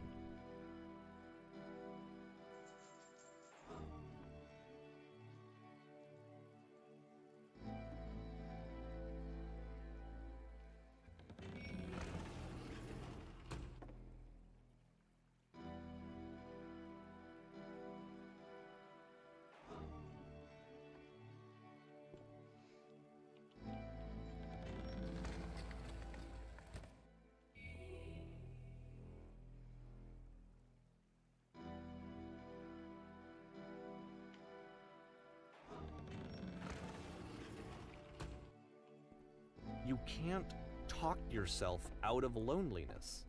It doesn't work that way. You can't be the one writing both the questions and the answers. Then there's no movement. Then there's no circulation. If all of your anxieties are being channeled into your work, then if the work ever fails, you have no backup and you're just going to crash.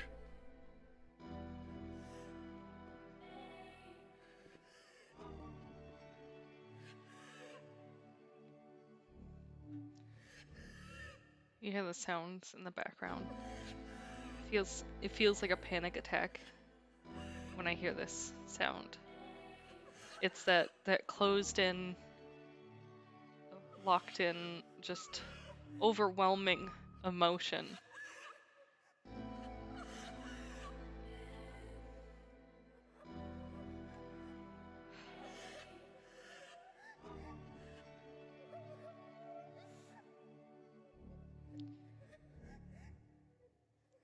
And this.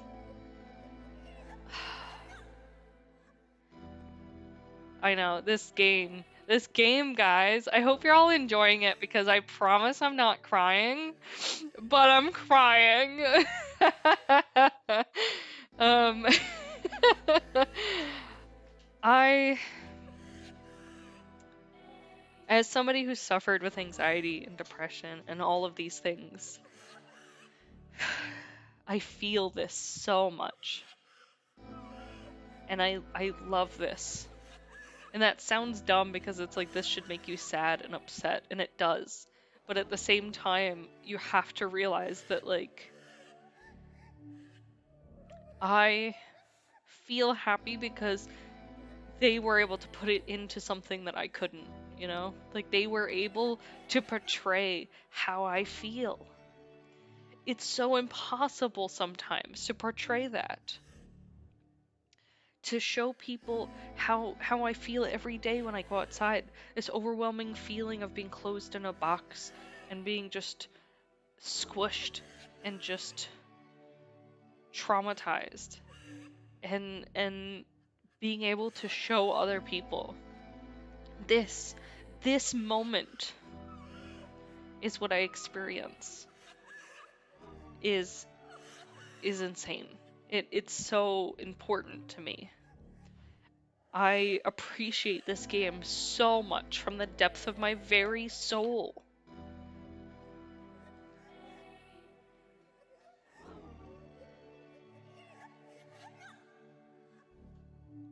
And this kind of goes back to that other puzzle. Like, I'm lying to them.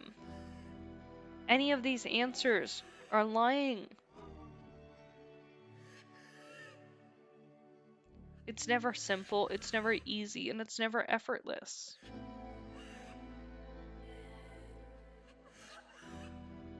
You always lie to yourself.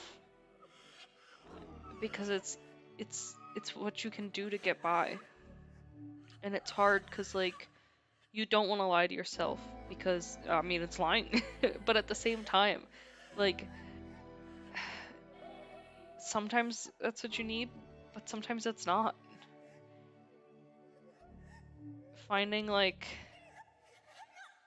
the right part of yourself, the right time to lie to yourself is difficult.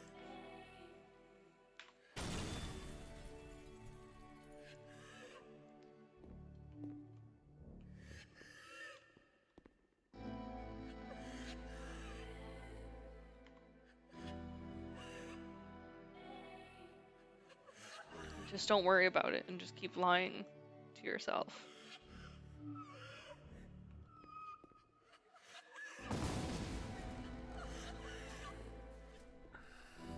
Because you're still in a box. Seeing this game at the time that he made it, it looked really unhealthy to me. I was watching him do this to himself, and I hated it. I hated seeing him so trapped. It's like, video games are not worth this amount of suffering.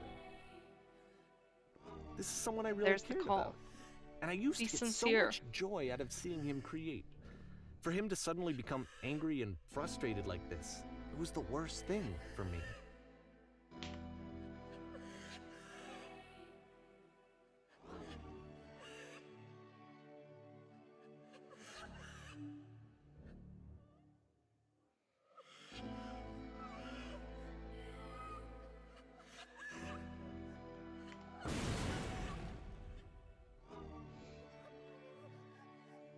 I don't know. This is what I felt at the time. I don't know how else to explain it. I wanted it to stop more than anything.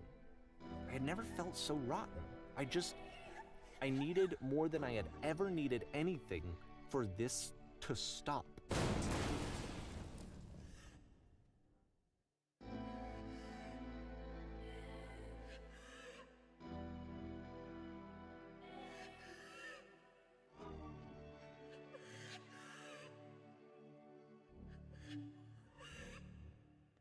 So I think this is interesting because again, like I said, it's a throwback to those other games. You know, where's the sincerity in what you're saying? How are you breaking out of this prison? You're not.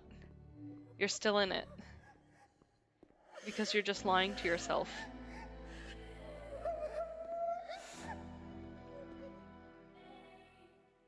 But it didn't stop. After finishing this one, Coda takes another 7 months and comes up with a new game. I told you guys this was gonna be a cry one.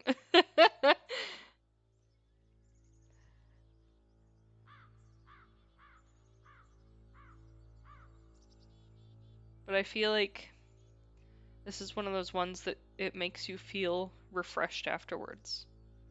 Like, in a way. You know, we'll get to the end of this together.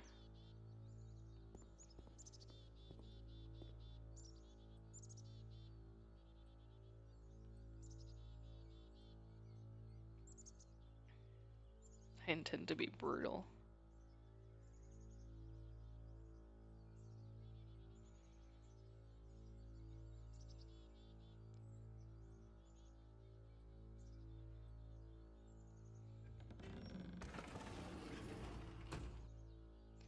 This one's interesting too.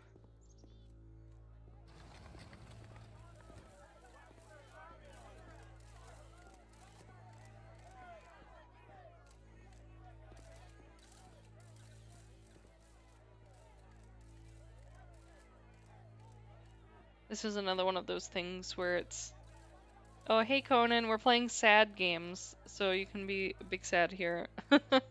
Welcome. This is another one of those ones where I feel like it's just the words that he feels in a way that he's like, why can't you figure out what's wrong with you? Why can't you figure out what's wrong with yourself? I have asked myself that so many times. Why can't I figure out what's wrong with me? Why can't I fix it?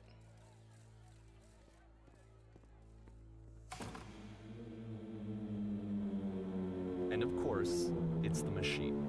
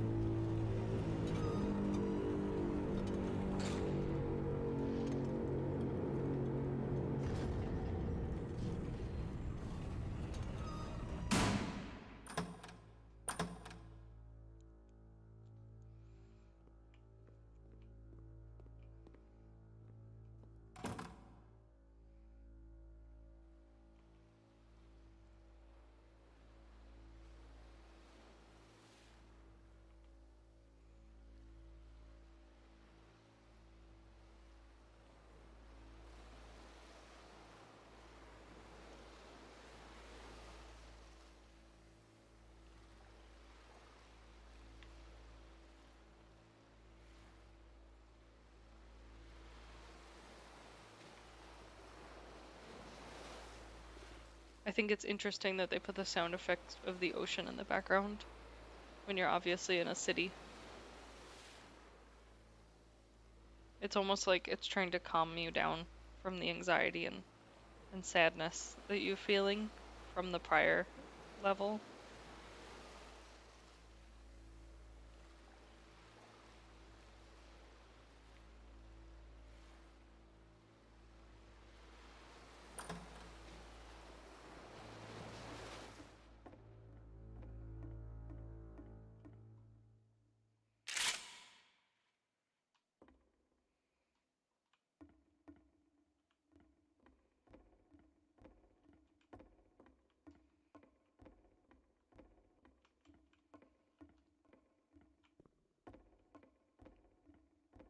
Remember, you can click to fire the gun.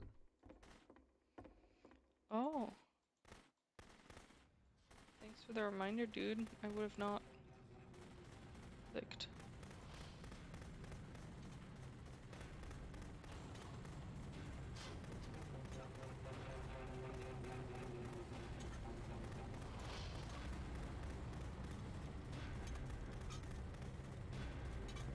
So now the work is becoming self-destructive. And I'll tell you, at the time that I first played this game, shortly after he made it, here's what I'm thinking to myself.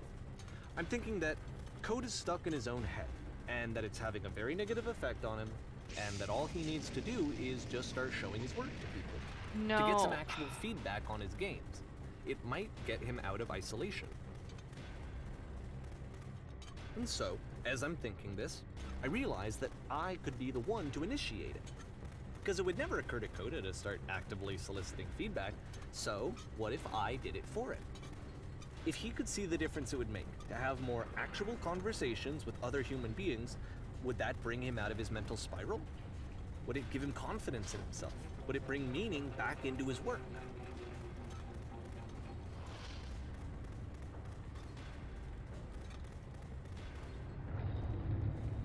So I started showing Coda's work to people. I took this one, and the islands which you just played, the theater, the notes, the house cleaning game, and some of the prison escape games. I brought them to people that I knew and trusted. I asked their opinions. And the great part is that they really loved his games. You know, the point of it all was just to give him some external reference point, but they genuinely loved his work. There was nothing for him to be afraid of. Makes me so mad.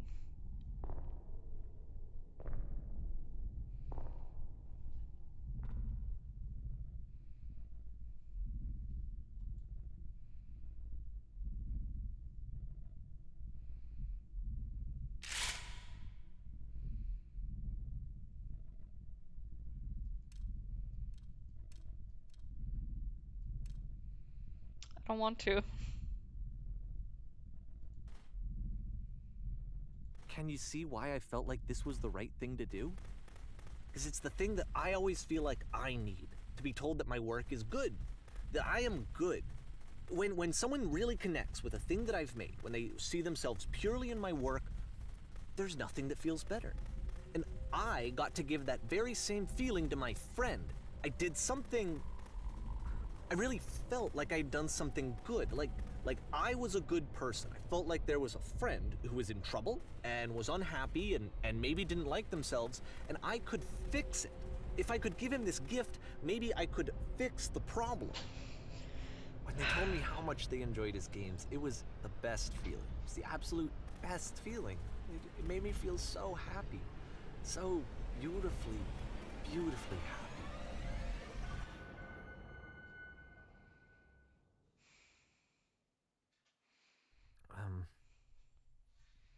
So anyway, Coda finishes this game, and then really he just kind of takes off for a while. So this is June of 2011, and I didn't hear anything from him for several weeks, I guess. And so out of nowhere, one day I get an email, and it's got a private link to a new game of Coda's. This one is called The Tower, and to my knowledge, it's the last game that Coda ever made. So let's take a look.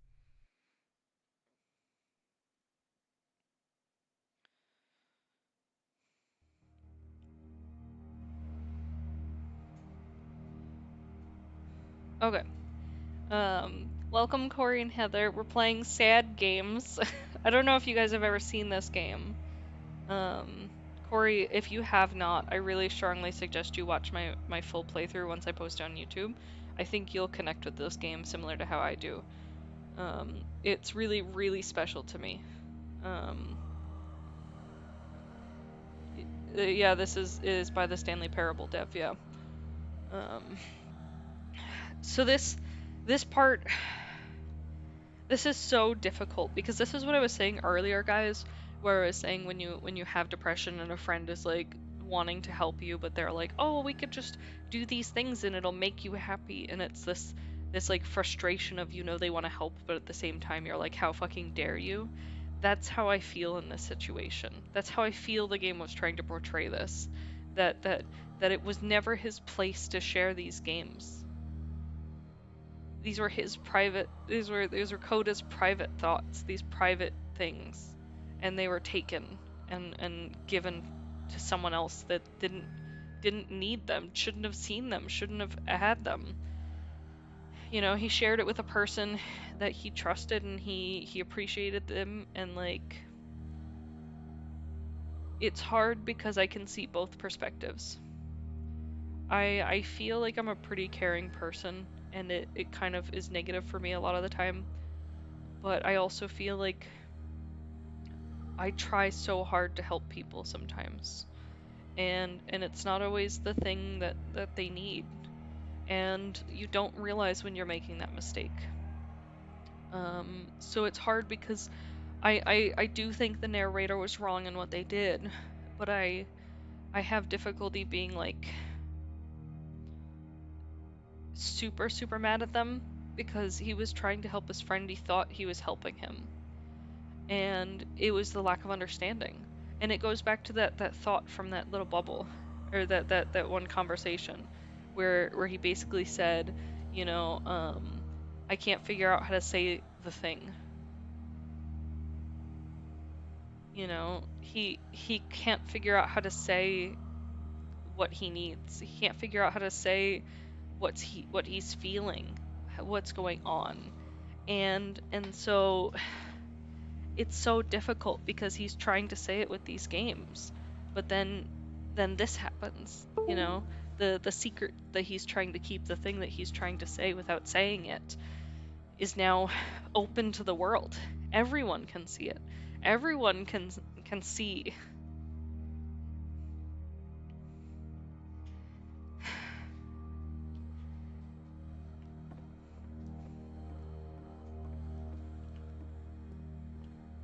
And this is where I have trouble saying anything meaningful about Coda's work.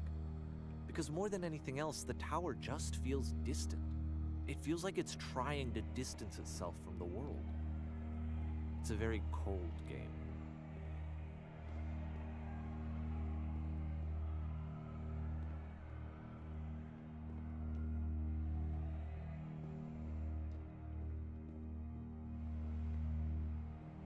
This room actually has a maze in it. Except that all the walls of the maze are invisible. And then every time you touch one of the walls, there's this awful flashing and noise, so the experience is really miserable. The game goes beyond not being meant to be played, it actually seems to despise the player for trying to play it at all.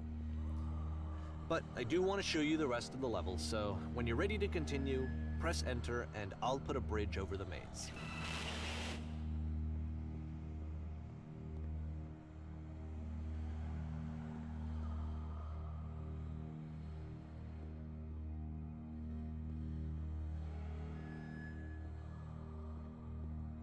And to be fair, it's not like this is the first game that's needed some modification to be playable. Like the house cleaning game. That one used to actually loop the cleaning chores and you just cleaned a house forever. I had to cut it off so that you could exit the house and the game would actually end. But that game had an idea that it was actually trying to communicate. What's the deeper idea behind the invisible maze? See, that's the other frustrating thing, is I question, did he, when he shared these games, did he edit them to have the end that he wanted? Then you're taking someone else's their concept, their feelings and their emotions, and you're twisting it. You're twisting it into what you think it should be.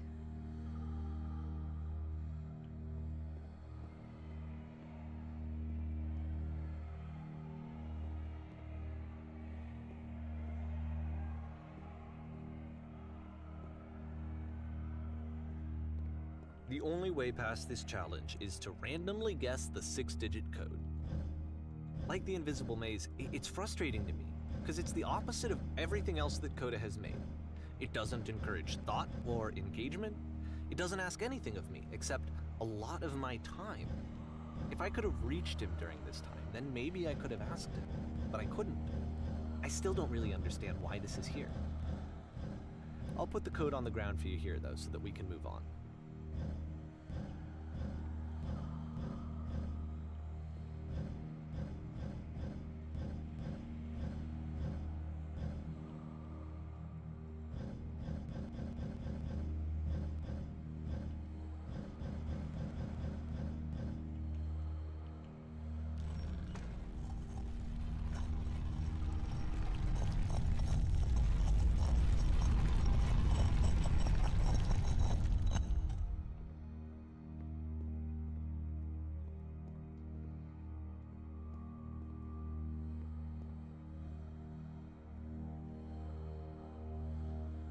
The switch to open this door is actually on the other side of the door, meaning that it's literally impossible to solve from this side. So even if you somehow brute forced your way through the first 2 challenges and you got to this point, there's actually just no way to progress. And it's scary for me, the idea of Coda cutting himself off entirely, just saying, that's it, that's the end of the conversation, not giving me any way to fix the problem. Why are you trying to fix him? I guess, when I can't fix the problem. But I can open this door for you, so let me do that.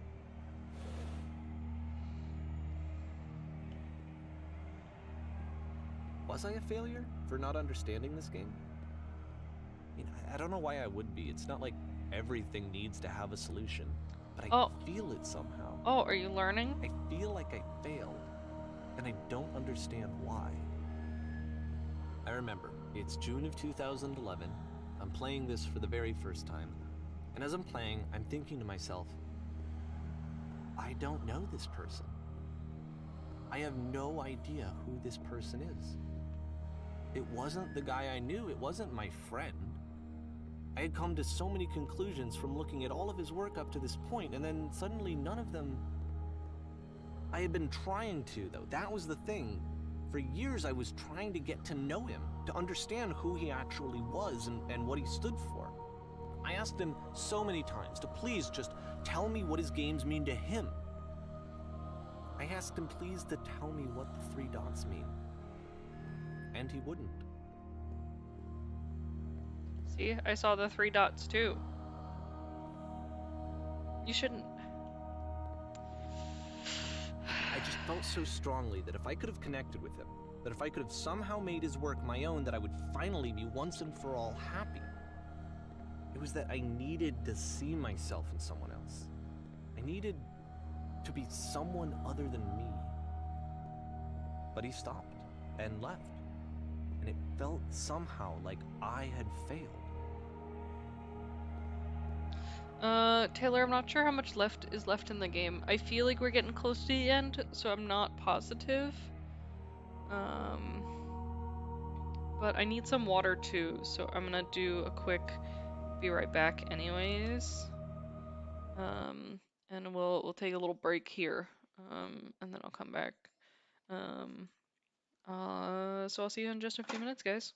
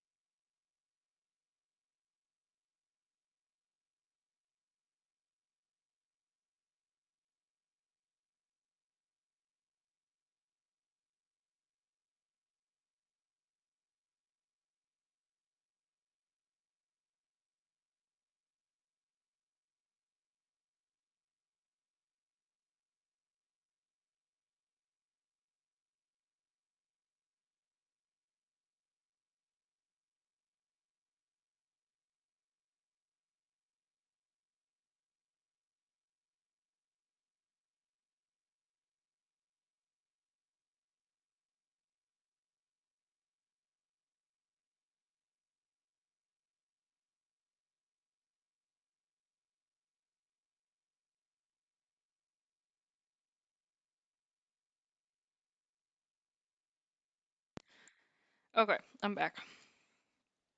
I figure we'll give it just a few more minutes and talk for a bit. Yeah, Corey, you really have to play this game. I feel like watching somebody else play it is one thing. It's definitely like a narration game, but I think all devs, all game devs specifically should be required to play this game. Um, I relate to it hardcore. Yes, I have. Yeah, that one's good too. I don't remember if I played Telling Lies. I'll have to look. I might end up playing Her Story on stream, but we'll see. Um, but yeah, this one's a really good one. Oh yeah. Well, I'll probably still play it maybe. Um, I think I told I was talking to Sebs yesterday. I haven't played that one either. I haven't heard of that one. Um, I was telling Sebs that I was thinking about streaming this video, but that I wasn't sure if I should play this game. Because I didn't want to bring everyone down.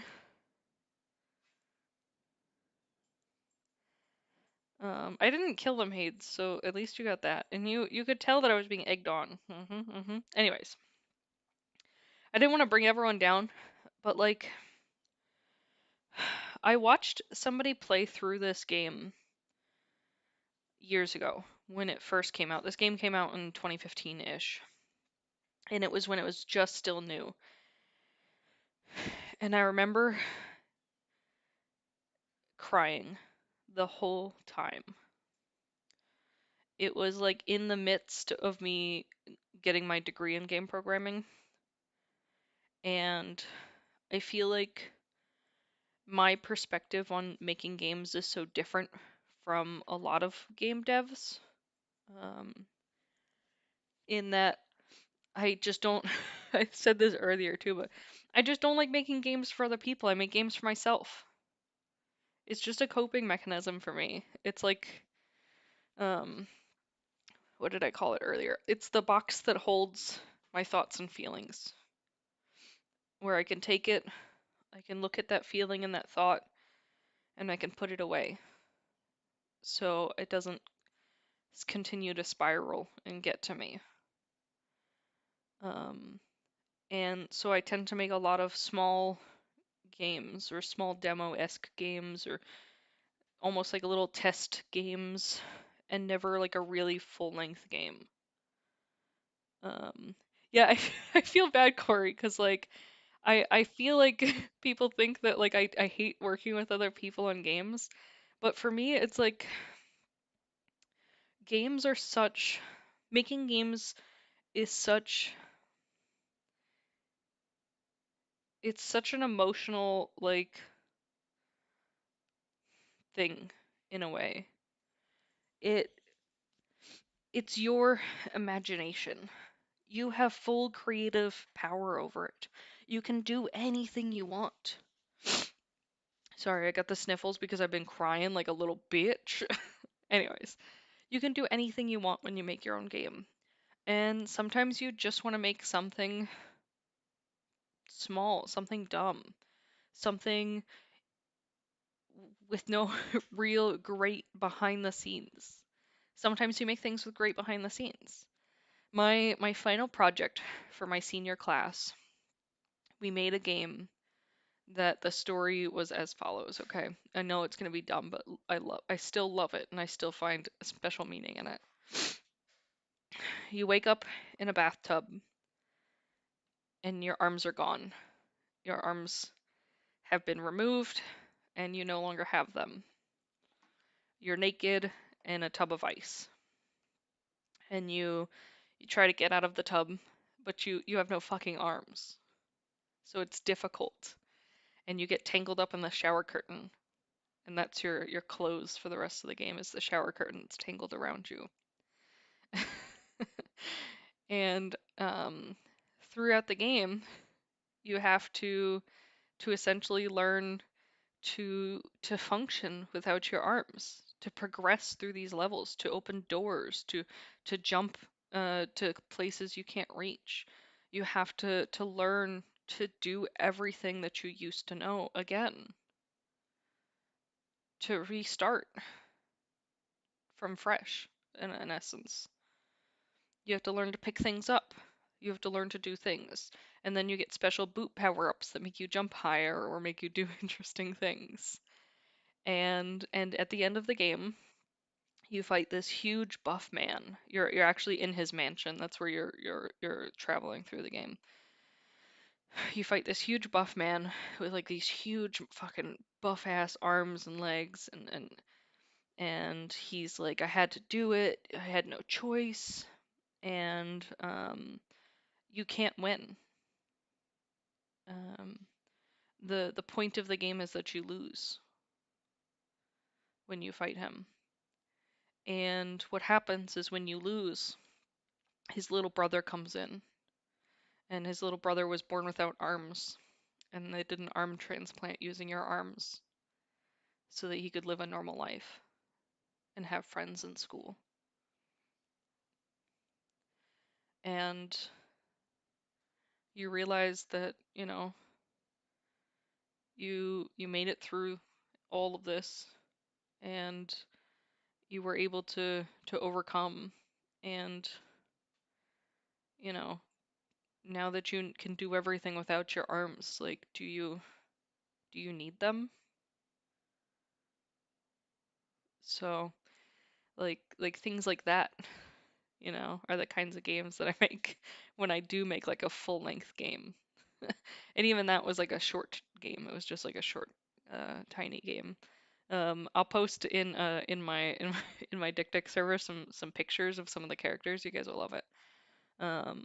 But you know, like, that game had meaning for me because it was after I was in a car accident and I had to sort of like learn how to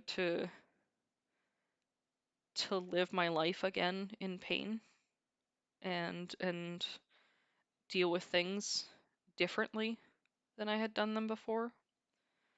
And it was me telling myself that I would be okay, you know? But it wasn't for anyone else. I didn't make that game because I wanted other people to see it. I made that game because I wanted something. I wanted a box to put my worries in.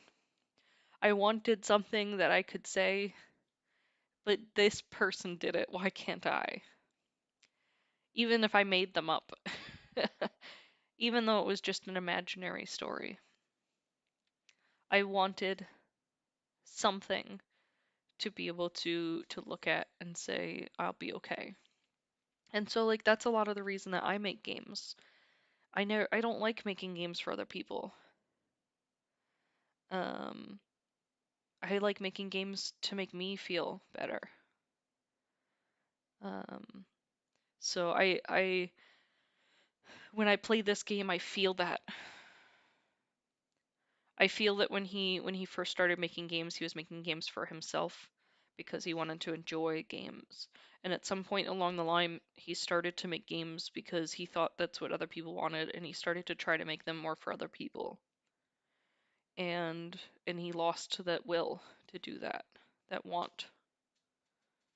Um, but yeah. Anyways, before I cry more, we're gonna keep going. Taylor, I'm sorry if you're not back yet, but we're gonna get back in it.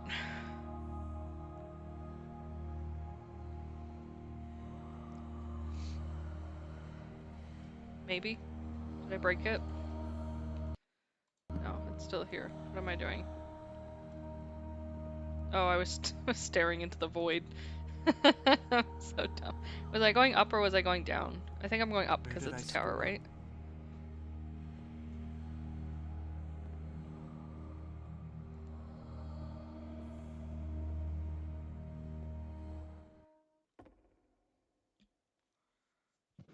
I'm the reason that you stopped making games, aren't I? It's because of what I did. I poisoned it for you.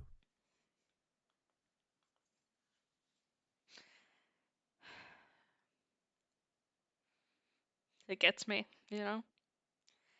It's true.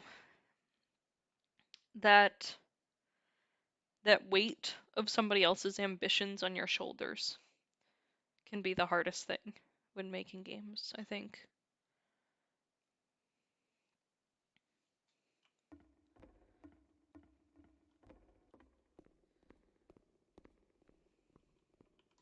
I don't think I ever told you this, but when I took your work and I was showing it to people, it actually felt. It felt as though I were responsible for something important and valuable.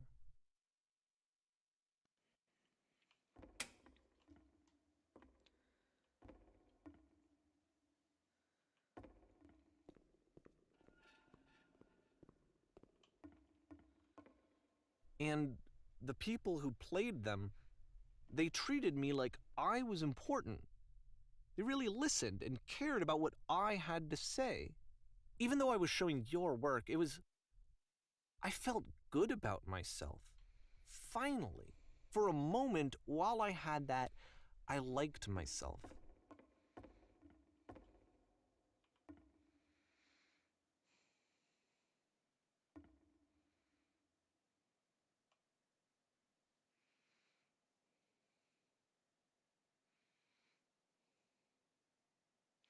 Yeah, this is deep.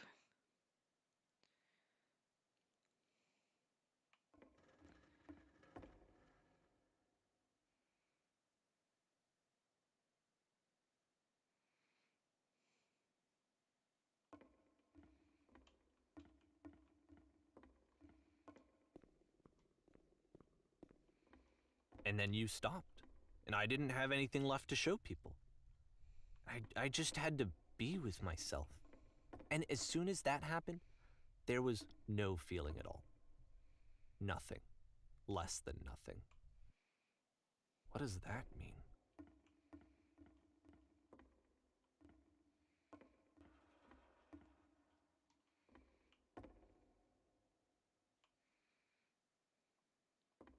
See, this is another thing. I feel like people assume that if you're feeling bad about something that you should stop it or just move on. But I don't think that's how it should be. You have to work past it and kind of move at your own pace. I think the lows are just part of life and part of the like they say the process. You need them there. They're what teach you things. They're how you grow.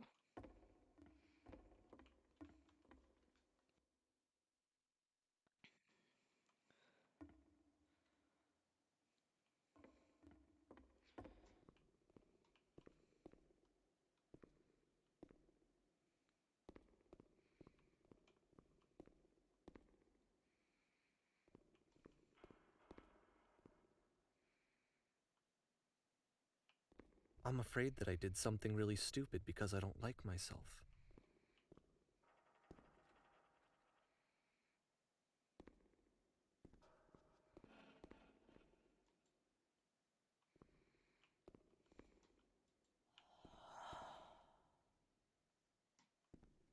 That's why I'm releasing this collection of your work, is because I haven't been able to find any other way to reach you. I've tried everything. And so a part of me has hope that if I put this compilation out into the world, and if I put my name on it, that maybe enough people will play it so that it'll find its way to you, so that I can tell you that I'm sorry. I know I screwed up. If I apologize to you truly and deeply, will you start making games again? He Please. doesn't get it. I need to feel okay with myself again. And I always felt okay as long as I had your work to see myself in. I mean, is something wrong with me?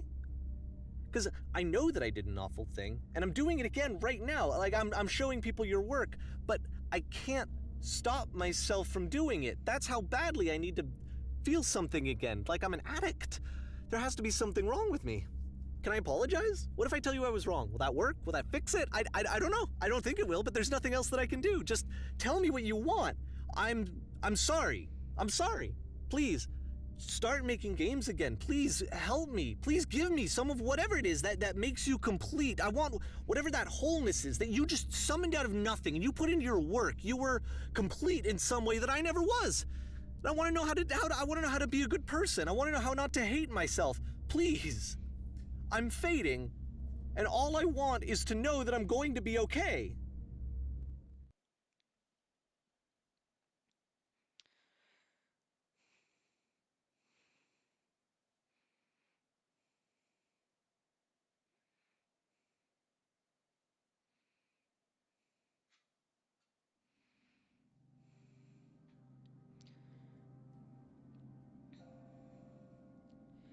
It's hard because as much as I feel like the narrator's wrong, I feel like he's struggling in the same way, in a sense that he's trying to find meaning in something, that he's trying to figure out a way. More love, more praise, more people telling me that I'm good. Always more. It's like a disease.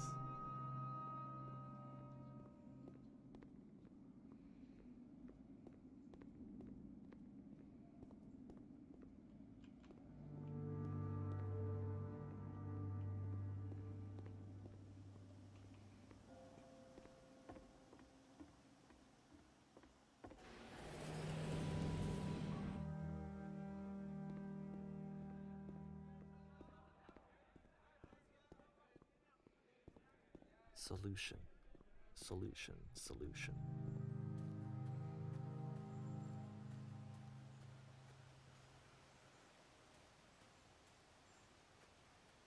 I guess if someone had told me ahead of time that he just really enjoyed making prison games, maybe I wouldn't have thought he was so desperate. I wouldn't have told so many people that he was depressed. Maybe he just likes making prisons.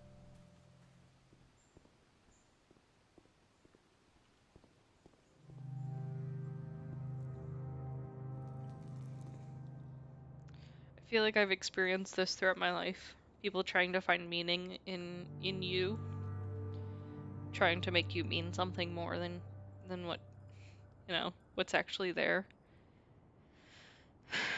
And I think it says a lot. I feel like I do that to some degree as well. So I think it's hard because most of the game, up until this end portion, I relate most to the developer. And then towards this end part, I do relate to the narrator a bit. You know, I feel like he was trying to do what he thought was right in a way. He thought he was helping somehow. It's kind of like if you have a friend that's an artist that makes these amazing, great paintings, and they never show them to anyone. You know, I'm sure you would tell them they should show them, they should sell them, they should be in museums. But, it's difficult. Now let's say that same scenario, that artist friend of yours is having money troubles. Like you would feel like, why don't you listen to me? Why can't I can help you? And you want to find some solace in being able to say, I helped you. I'm the one who convinced you to do the thing. I'm the one who helped you through this tough time, this trouble. And I feel like the narrator was that in some degree he felt that he was helping fix this person, that he was helping this person, that by showing off his games he was giving him more confidence. And then in the same instance he felt like, it helped him feel good to be connected to it.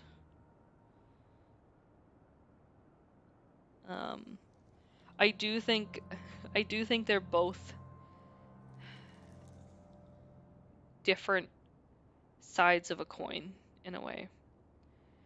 Coda had every right to be upset and to just want to make games and to feel this pressure and to feel everything. But I do think the narrator was just uneducated and just didn't see what was right in front of him. And then at some point it became more about how he felt about the projects rather than how Coda felt.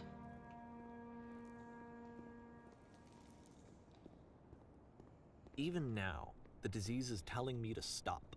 Don't show people what a shitty person you are. They'll hate you.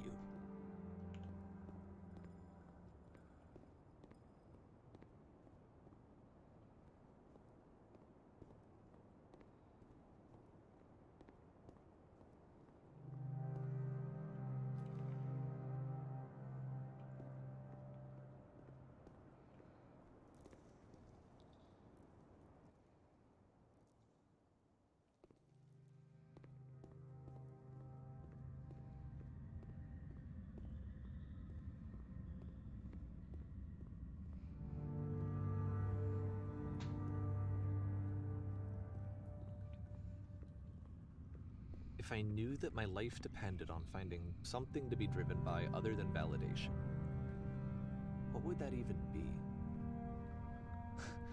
It's strange, but the thought of not being driven by external validation is unthinkable. Like, I actually cannot conceive of what that would be like.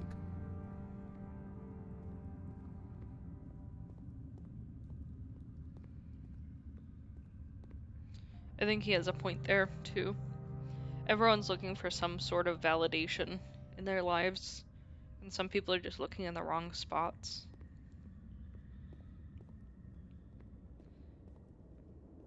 I think people, personally, I don't think they're inherently bad. I think they're just dumb.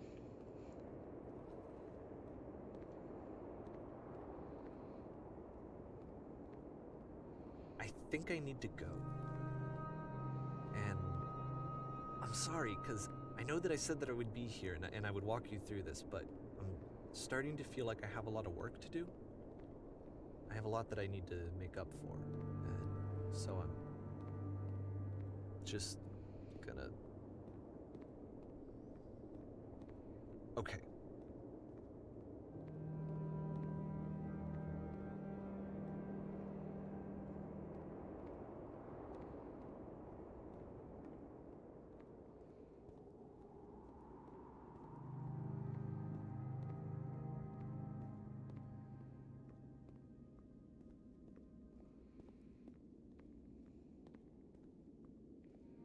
Also, I love the music for this game too.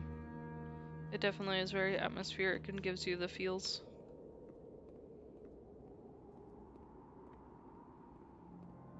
It definitely seems wrong, but I mean, how many times have people tried to help something and made it worse? You know, it's one of those things. I feel like it's a common occurrence.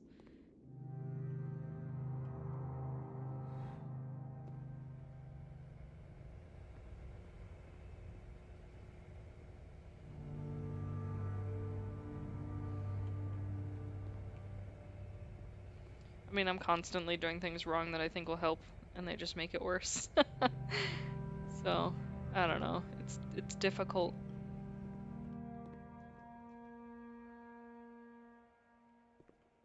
I wanted to see if the floor would stop or not.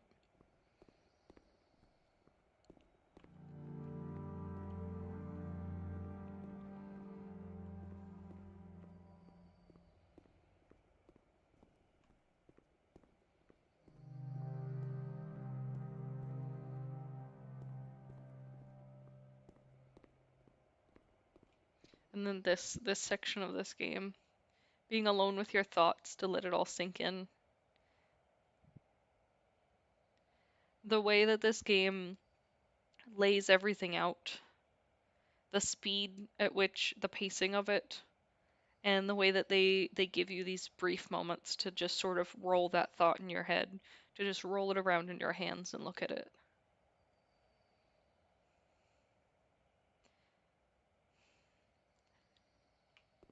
It's just, it's so much easier to look at your thoughts when you have this pause moment in this game. But if you think about real life, that pause moment's not normally there. So I think this game is an important reminder to just kind of think, not too hard, because you don't want to get stuck in the thought traps, but think about it a little. Think about your actions and how they affect people. Think about why you do what you do, Think about what you enjoy about things in life. Think about your friends and how they feel about you, how you feel about them, the actions that you take when around them and with them. Just think about it all. For anyone who wasn't here at the beginning, I think it was like the second game he made. You walk into a room and you see this, and it's like, in order to save everyone, you need to stop the ray, and you can stop it using a little bit of heat, but you don't have anything to do it except for yourself. So will you give yourself to save everyone? And when you enter the ray, there's this so-called bug that the creator, the narrator talks about, that you float up through the level, and then you can see the full external level from the outside. And this game does a lot of referring back to prior things. So let's see what happens now when we walk into it.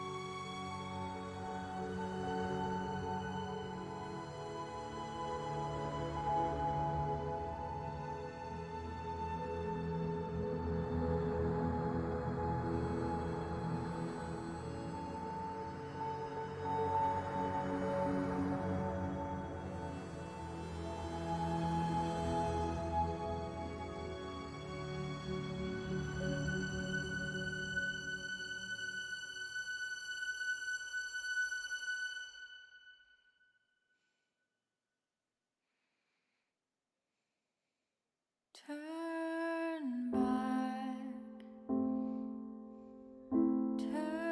back from this cave. I'm gonna turn the volume down a little.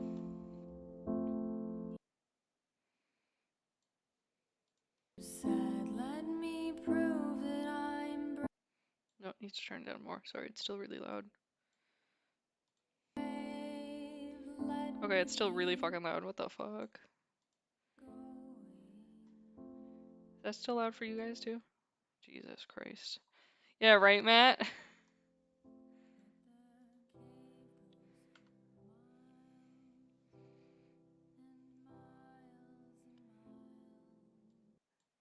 I think it's only loud for me. I think it should be okay for you guys. Okay, yeah.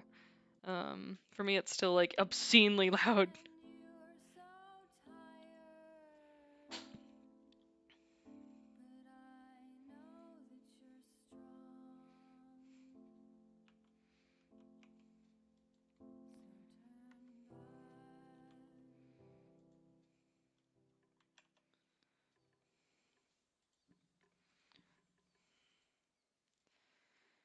So that's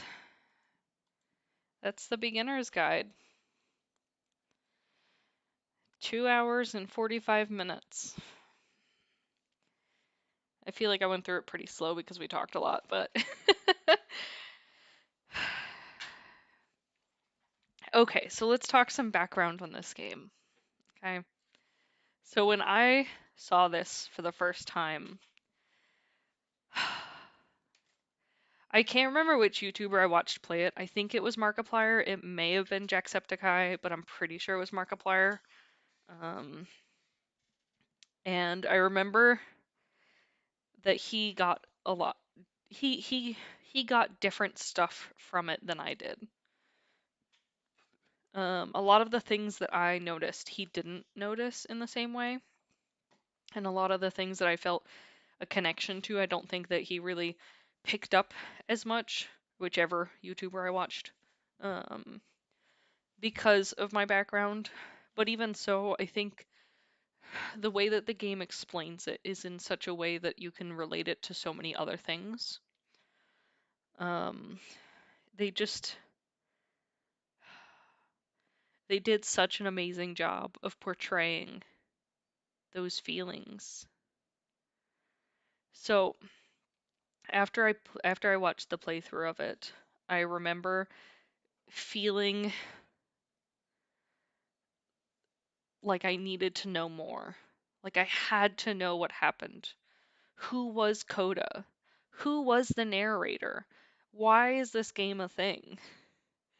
And like to some degree I felt that it had to be it had to be real. It had to be a thing that actually happened because there's no possible way that this would be just a regular game that was made up. That was all imagination. And so like I researched it and I like kept a close eye out and essentially in the long run they were like, yeah, no, it's just made up. There is no coda. But I think the developers who worked on this game, I feel like they had to have had this. They had to have felt this. You know, like there's no way that it wasn't real for them. I feel like I still even to this day feel like there has to be more to the story.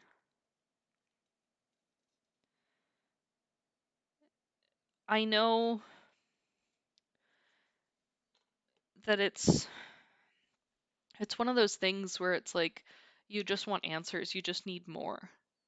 Like, but I think it's just because personally I crave it for myself. Like I crave seeing the success of Coda, you know, knowing what happened to somebody else who's like me with games, which is stupid because like it doesn't matter. Like it wouldn't change how I do things. It wouldn't change how I feel. It wouldn't fix anything. But that's exactly what the game's sort of about. That there needs to be an end or a point to like go for. But I remember struggling with it a lot because I wanted some sort of answer. Almost like that we talked earlier. I wanted somebody to fix me. I wanted a way to fix myself. I wanted to look at this game and see the answers to my story. See the answers for me and find the end. So like even though I hated the narrator in the beginning, I feel like on some level we all are him.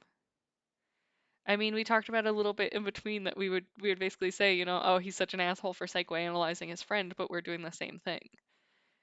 We all want to find meaning in things, and I think each person finds their own meaning in it. Um, for me, I remember at the time when I first saw this, the meaning in the game was to not give up, to just keep doing what I was doing. Because even though I was semi angry at the narrator at the thought that they would release these games without Coda's permission, I was so happy that it happened because I needed it at the time. It was something that resonated so deeply with me, that really saved me from a hole that I was stuck in. To see that somebody else was the same as me, to see that I wasn't some freak who couldn't finish a game. And it was so important to me at the time. And even now, I play through this and I feel like I can't give up on these things that I've been worried about giving up on, you know. It makes me feel like I can just do it my own fucking way. Like I don't have to care about what these other people think or how things should go in their mind. I can just do my own thing. Um, I can just be me. And that's nice. You know, the thought that I can just figure it out in how I want it to be for me. Um, and I appreciate that from this game. And I think before, one of the reasons that I wish that I could have found Coda, that I wish he would have existed, is because I felt guilty for seeking my own personal pleasures in the games that he wanted to be kept private. And I felt that the person who created the game, or well, it's hard to explain. The person who created the levels is named Coda, the dev that he's talking about that he released his games. The narrator is never given a name until the end, where he's referred to as Davy. But I wanted to find meaning in Coda's games in a way too. But I also wanted to essentially like somehow tell him how important it was to me, how much it meant to me to watch this game, to play through this game, how it changed my life so drastically. And I feel like to that degree, I was like the narrator, you know? But yeah, I'm really glad you guys enjoyed it. I hope you all enjoyed it. I know this is a little bit different than some of the other games that I've played. Go from playing Minecraft to playing this. It's a little different, a little just a tiny bit. But I I really am glad to be able to share this with you guys, to share this game because like I said, this game had a profound effect on my life, both then and now. I mean, even now, like I'm thinking about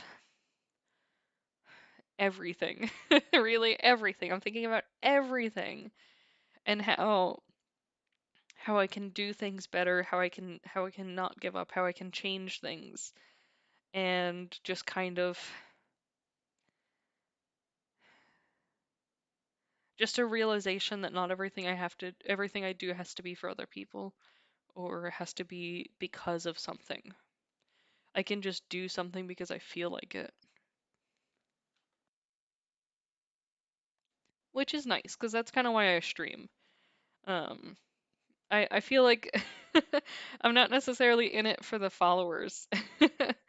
um, I almost feel guilty that you guys have to listen to my voice because I feel like my voice is ugly, but but I just love playing games and I really want to share it with everyone. I want to share the joy that I have and my perspective, even though I have like I feel like I have a dumb, weird perspective. I don't know. Just another girl gamer, kawaii desu. Oh, disgusting. But you guys know what I mean. It's like I feel like having that development side is is a very very interesting thing and I feel like I also land in a weird realm for developers too. Corey, I feel like you and me are kind of in the same boat in this one. Because like I don't know, I do game development on the side and then for my regular job I do banking software sort of stuff. And so like I work with just regular devs too. And I don't know, developers all kind of have a similar sort of vibe, I would say. They aren't cool, Corey. Don't tell Dean. Um, no, they're just kind of They are nerds. There's half of them that are antisocial, and then there's half of them that are like pompous assholes. That are like, I'm smarter than everyone else. And I'm like, ugh. And I'm over here like a potato developer that I'm like, I don't know, Google, tell me the answers? Yes? Okay, cool. I'll try that. Let's just shove that right in here. Right in my code, just right in the middle. Yep, worked good. I don't know. Um, but no, what I mean is, yeah, Control C, Control V. What's that, Stack Overflow? Excuse me, Reddit, what did you say? Anyways, but no, I feel like a lot of developers tend to land in this realm of being very analytical. And I feel like I land much more in the realm of being an emotional developer. Not because I'm a woman, but because I like art. um, and I feel like when I develop, I think a lot about like more than just how it'll work, but how it will like affect people usage wise, like like a bunch of stuff like that, where I feel like a lot of developers are like, did it run? Okay, good. And that's it. But I'm like, is it user friendly? And so, yeah, Corey, I kind of like fit in the same realm. So like my first degree was in graphic design, and my second degree was in animation graphic game programming, and now I'm doing regular development. So like that artistic side is there. And Corey started as a 3D artist first, and then moved to design, and does dev now, coding, dev stuff for work. So like, it kind of has that same thing. But I feel like it just gives me a different perspective to try things a different way. But so I enjoy playing games and kind of talking about that perspective, because I feel like game developers tend to be a little bit more in that realm. Yeah, and here's Heather over here can open Facebook and close Facebook. Amazing. Hero among heroes. Um, but yeah, it's an enjoyable experience. I think development's not for everyone. Did you Taylor, get MySpace out of here. Um, I think it just gives you an interesting perspective on the front end and the back end of things. Um, and kind of, that that aspect of it.